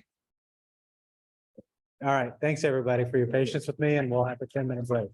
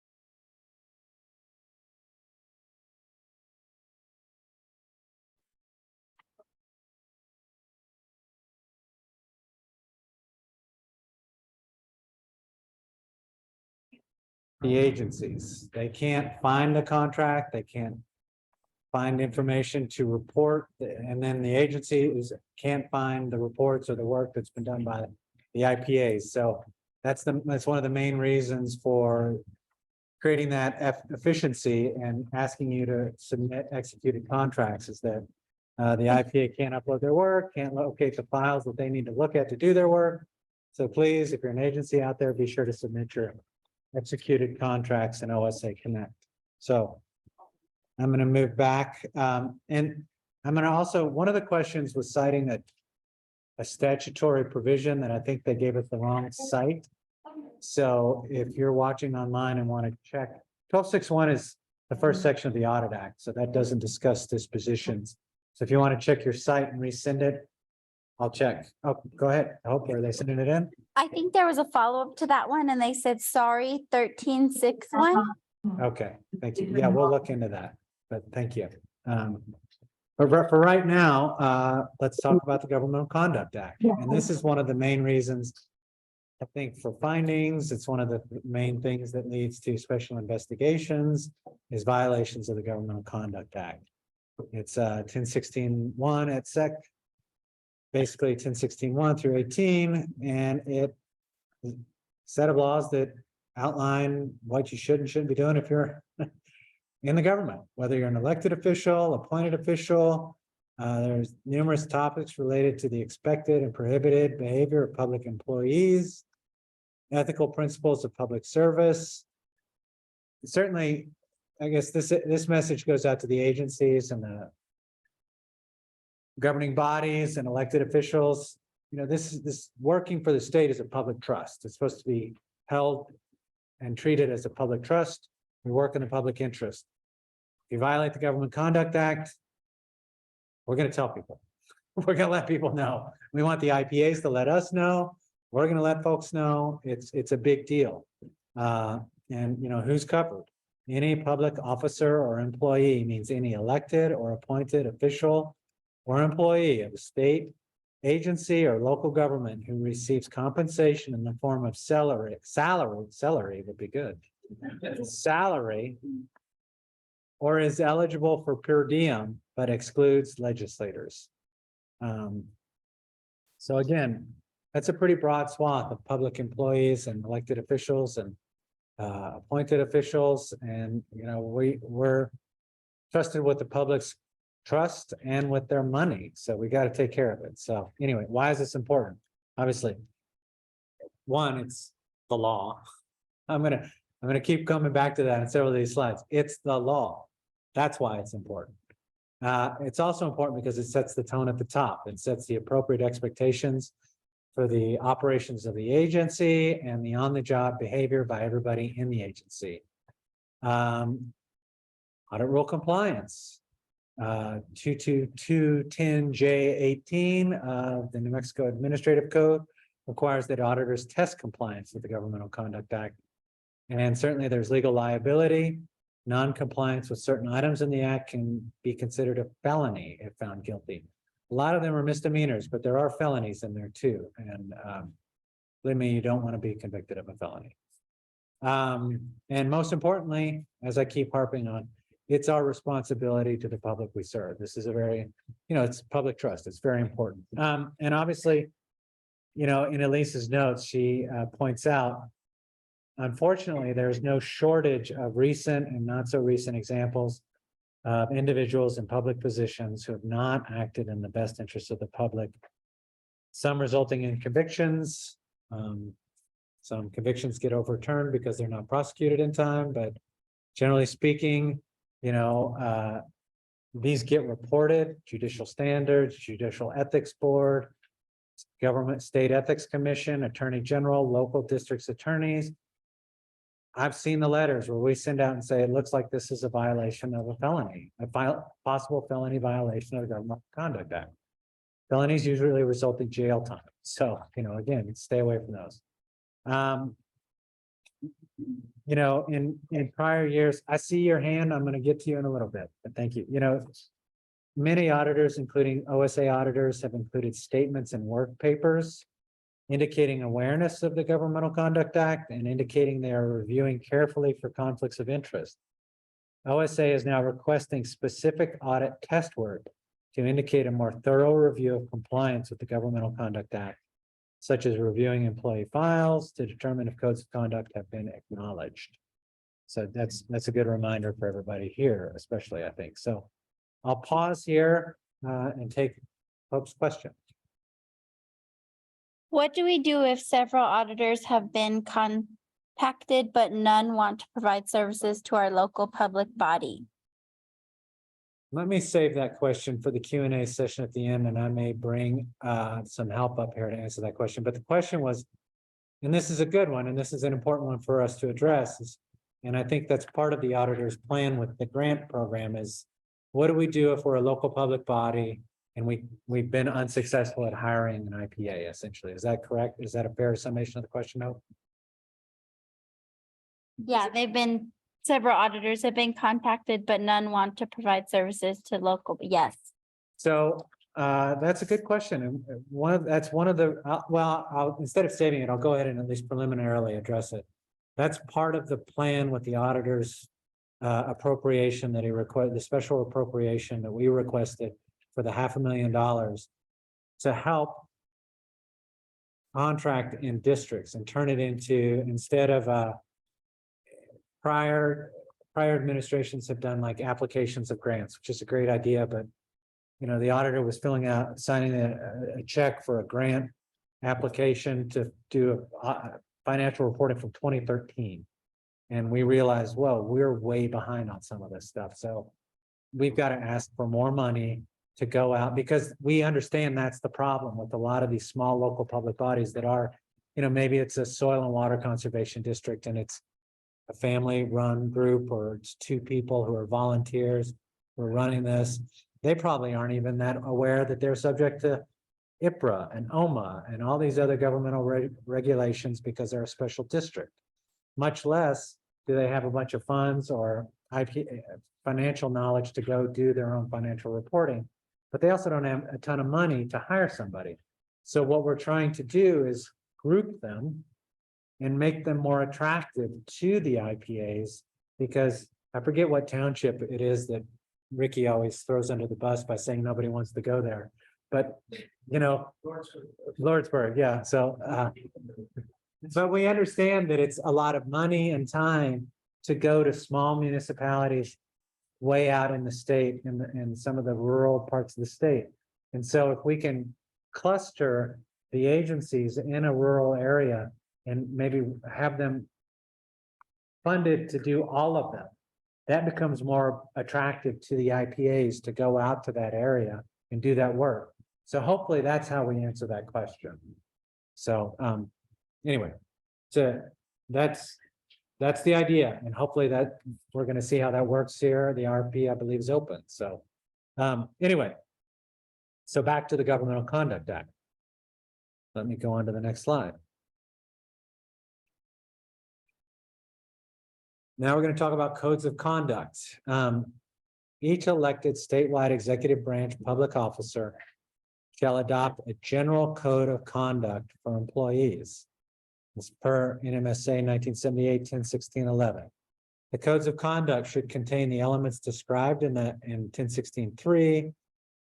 General codes of conduct must be reviewed prior to or at the time of hire. So I remember this when I did my onboarding. I had to read through the office's code of conduct and initial and sign off that I did that. Everybody who's an executive, we're not executive branch, obviously, this is an independent constitutional office, but any executive branch public office has to have this. Actually, they just all have to have it. It's got to be reviewed, and it's got to be reviewed periodically. So this is just something for agencies out there to be aware of. You need to have codes of conduct, and IPAs, you should be reviewing this, I believe, obviously. So again, agency is a very broad term in this statute. So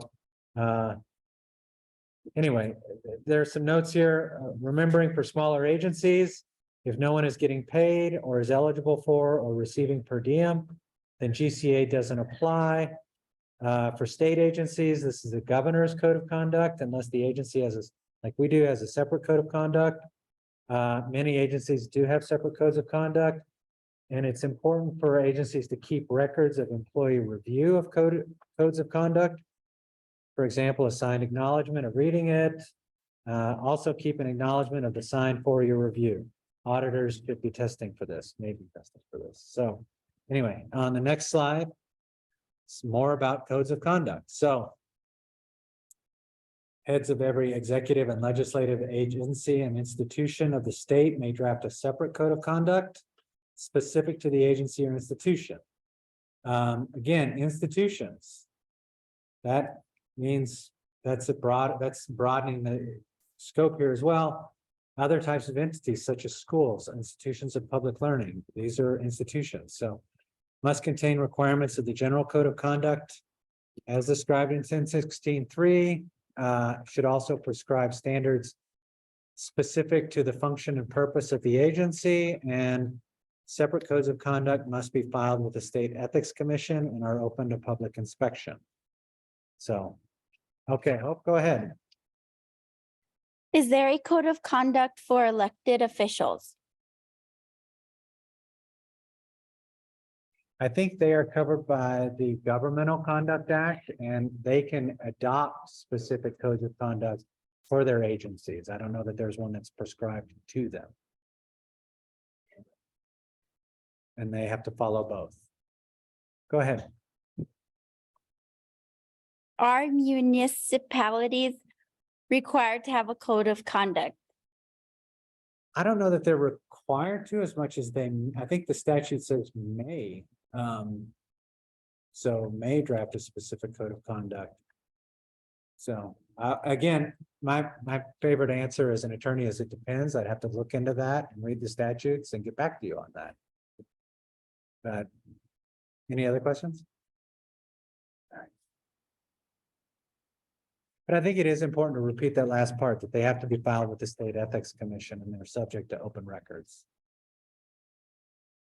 So, and again, these are issues that, you know, our compliance division wants to remind everybody about. And I presume that's because they're probably seeing findings or seeing reports and issues with regards to these. So local public body budgetary compliance. So, and again, this is what we were discussing earlier, like in the procurement code, in the Public Money Act, in other areas of statute, local public body may be defined differently than it is in the Audit Act. The Audit Act defines who's getting audited. These other statutes apply in different contexts, but, you know, I mean, this is again, a pretty broad statement here of local public body means every political subdivision of the state that expends public money from whatever source derived. Counties, county institutions, boards, bureaus, commissions, incorporated cities, towns or villages, drainage, conservancy, irrigation or other districts, charitable institutions for which appropriations are made by the legislature. So again, local public body is in this instance is again a pretty broad brush to get as many people, basically, to get as many entities, I should say. So putting this in perspective, in our OSA Connect, we have registered with us more than 300 local public bodies, 89 school districts, and 130 state agencies. The majority of governmental entities in the state qualify as a local public body. And again, and this is something I want to bring up because this has come up in some recent discussions. We've had agency or local public bodies, I should say, oh, we don't need to have an open meeting to accept our audit report. It's a requirement of the audit rule that the auditors have to present the audit report to the local public body, the local entity, in an open meeting, subject to OMA if applicable. And just to be clear, if you're a special district, the courts have weighed in on this. It is applicable. Open Meetings Act is applicable, even if you're a small local acequia association or a ditch association. Inspection of Public Records Act applies. Open Meetings Act applies. And again, and Governmental Conduct Act applies. So again, it's important to note that local public bodies are subject to IPRA, OMA, GCA. Keep that in mind. So, but this also, there's so many different, acronyms we're always talking about. Hold that up again, Danny. I'm sorry. 5 minutes left. It's your phone's going to sleep. 5 minutes left. So, anyway, common non-compliance issues. We were talking about lots of acronyms like DFA, LPB, LGMS, LGBMS. I spent some time in Roswell, so I was waiting to talk about little bug-eyed green men from space, but I guess that's the local government budget management system. So anyway, these are some common non-compliance issues where we're seeing that agencies are not entering the DFA approved budget into their accounting system. They're not processing, or they're incorrectly processing approved and budgeted transfers in their accounting system. They're not budgeting intercepts and administrative fees correctly. All of this can affect the annual compliance report. So anyway, I'm going to start speeding up a little bit. Again, why is local public budgetary compliance important? It's the law. Yes, thank you. So there are lots of statutory reasons, and a lot of them are right there. But I mean, it also, bottom line, compliance is in the best interest of the community. You don't get your capital outlay if you don't do your annual financial reporting. It provides increased transparency to the people of the community. And it provides access to federal pass-through funds that might otherwise not get to you if you're not in compliance with your budget. So another thing that we are apparently coming up with a lot is the combined fuel tax for small local public bodies. They can be paid into the gasoline, into separate county or municipal road funds. There are exceptions for smaller local public bodies. The key takeaway here is that it's not always wrong if the gas tax goes into the general fund, but in all instances, the approved budget will show which fund receives the gasoline tax. School Personnel Act. Several statutes here. Why is this important again? It's the law, yes. And it's also, these are our kids, these are the people teaching our kids, taking care of our kids. But there are several states. The School Personnel Act establishes teaching and school administration as recognized professions. The Audit Rule requires auditors to test for compliance with the School Personnel Act. And again, financial personnel, HR personnel, independent auditors are not necessarily directly involved with students, but they all have a big impact on how well the school works, how well the children are being educated, and so forth and so on. So, and then the last slide for me is special deficiency and supplemental appropriations. So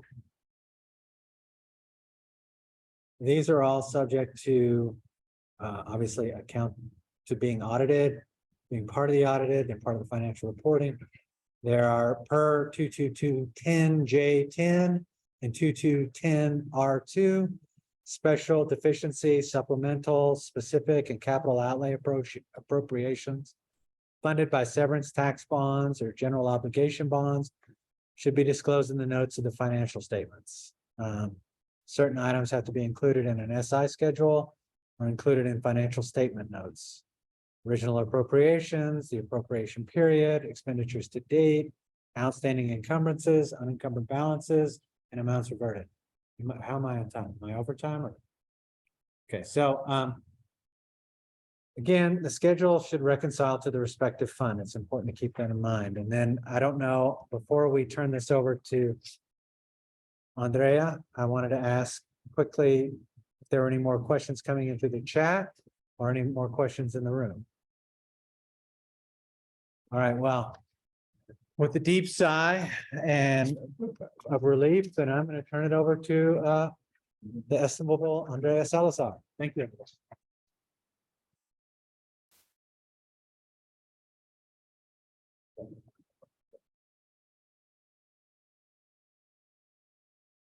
Good afternoon. So I wanted to follow up with one thing. If you have questions about the Government Conduct Act, one of the best resources is to look at the AG's website. There's a compliance guide that outlines all of the details about questions you might have. And in particular, it really does delineate that it's about the state that needs to adopt codes of conduct, whereas there isn't guidance when it comes to municipalities and local public bodies. They can adopt them if they want, but they don't have to. They can always just follow the Government Conduct Act. I just wanted to follow up with that. Let me do my time. So we're talking about some audit rule changes, and we wanted to elucidate what that means. So here is kind of the outline of what we're going to be talking about in my section: Audit Rules Act and statutory construction, rule and rulemaking changes, audit rule revision and engagement timeline, more annual trainings and not annual rulemakings, and then we'll have time for questions and answers. And you can cover either anything that's happened in our entire training or focus on what Christopher and I have really talked about. So to start off, we did some initial revisions this year that had to do with deleting definitions that were repeated in the Audit Act and deleting acronyms for terms in the Audit Act that were already in statutory authority. So the State Rules Act says conflicts between rule and statute variants, states that the rule isn't the law when it comes a difference between the statute and the rule. The statute is the authority, and we should not be repeating things that are already in statute within a rule.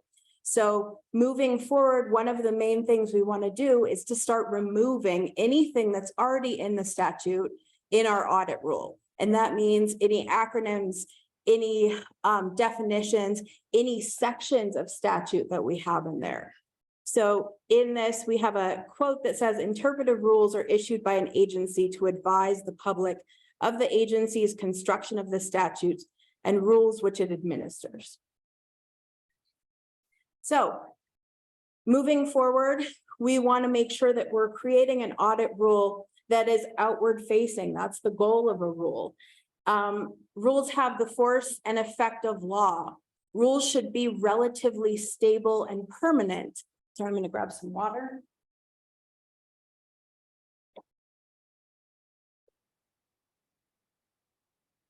And so we shouldn't be changing a rule every year, which is something that had been happening in the audit rule. If you look at the end of the audit rule, you'll see every time that it was repealed and replaced, and it has at least happened for the last 25 years. So we're looking at removing content that's already in statutory authority and slimming down the rules so that we don't have what is shown on the right-hand side of the image. This is all the interpretive repetition of statute or authority. We're planning to do the rule outward facing and a manual which has more of an advisory policy framework in our office. So you will have both. We would be updating the manual itself as our policy document, but the rule would be that kind of brick and mortar framework.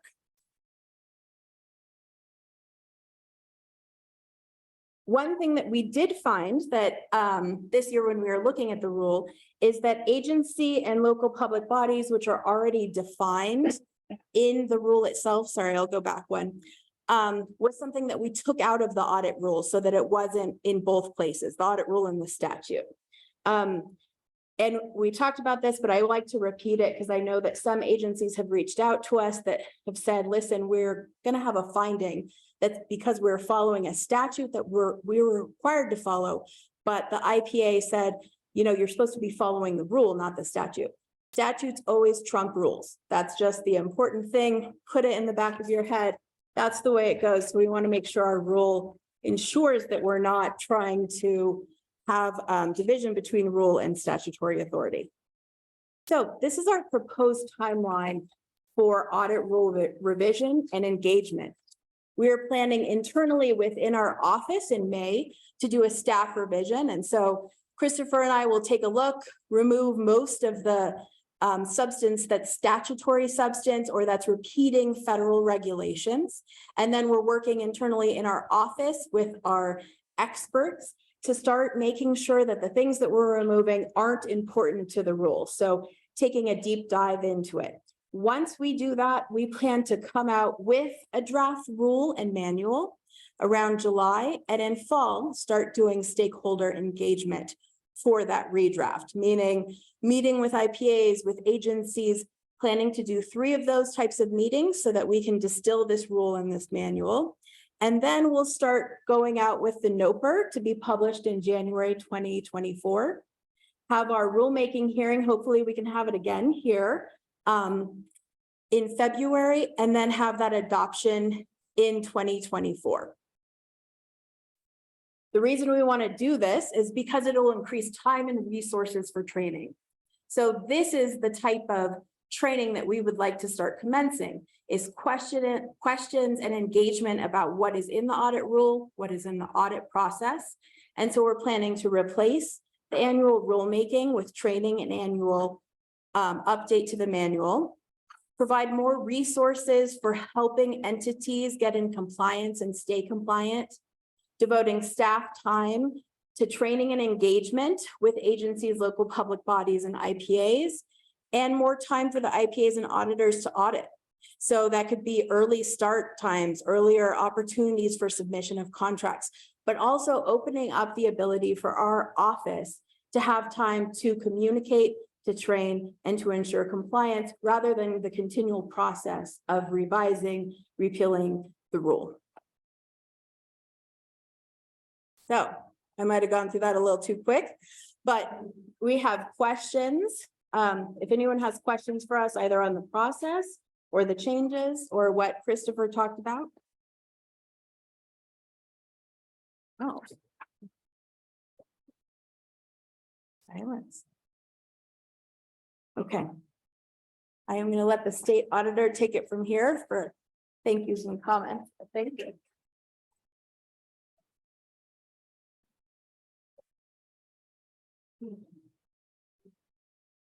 Well, how was that? Pretty good, huh? Yeah. Well, I want to thank all of you for attending, and I do want to acknowledge all the folks that are tuning in online. I'm told that this training maxed out at 500, and we've been getting requests for a potential additional training session. So I'd ask NMCPAs to maybe try and quantify how many folks weren't able to participate, and then we can make maybe a mutual decision on conducting another session of this audit training. You know, Bernadette talked about OSA Connect, and you know, as an engineer, I get really concerned about inheriting legacy systems. One of the first questions I asked my IT director is OSA Connect worth building upon? And we could be at a point of no return, but that doesn't preclude us from enhancing it. And many of you use that platform. And I'm asking you, please submit your issues with OSA Connect. Right now, we're in the process of compiling a number of fixes for OSA Connect. And I take this seriously, so much so that traditionally, the Office of the State Auditor has had one IT director.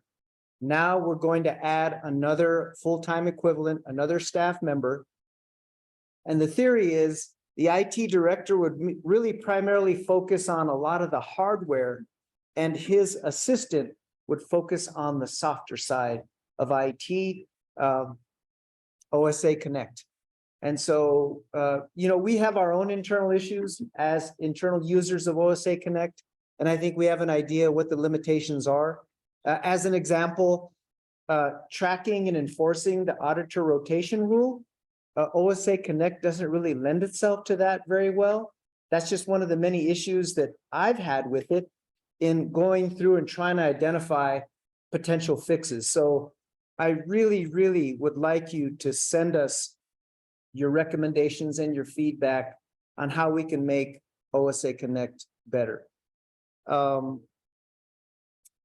as I mentioned, I have to continue making a shameless plug. We are hiring in the Office of the State Auditor right now. And, I think I mentioned I inherited an agency that was 100% telework. Now we're on a hybrid. But I wanted to make sure that for any staff that had any discomfort in returning to the office, I wanted them to think long and hard about transferring or resigning. And so we instituted a 15% retention adjustment for up to a year. And so if you come work for us, you're going to get a 15% bump for up to a year. And the state legislature has passed another 6% salary increase effective on July 1. So you're looking at a 21% salary bump. And so just putting it out there right in the middle of speed recruiting.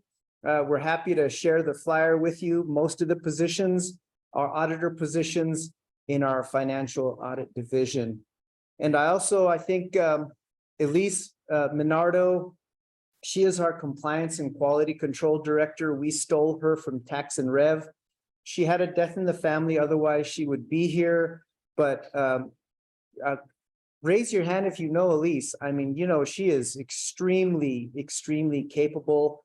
And I feel very fortunate to have got her back to the Office of the State Auditor. And Ricky also mentioned Donna Trujillo, the former state controller. She is our new financial audit division director. And she's coming off the heels of doing the ACFR while she was at DFA. So she's got a lot of momentum, a lot of vigor, a lot of gravitas. And so I'm really excited about having Donna head the financial audit division, because that is the workhorse of the Office of the State Auditor, is that division.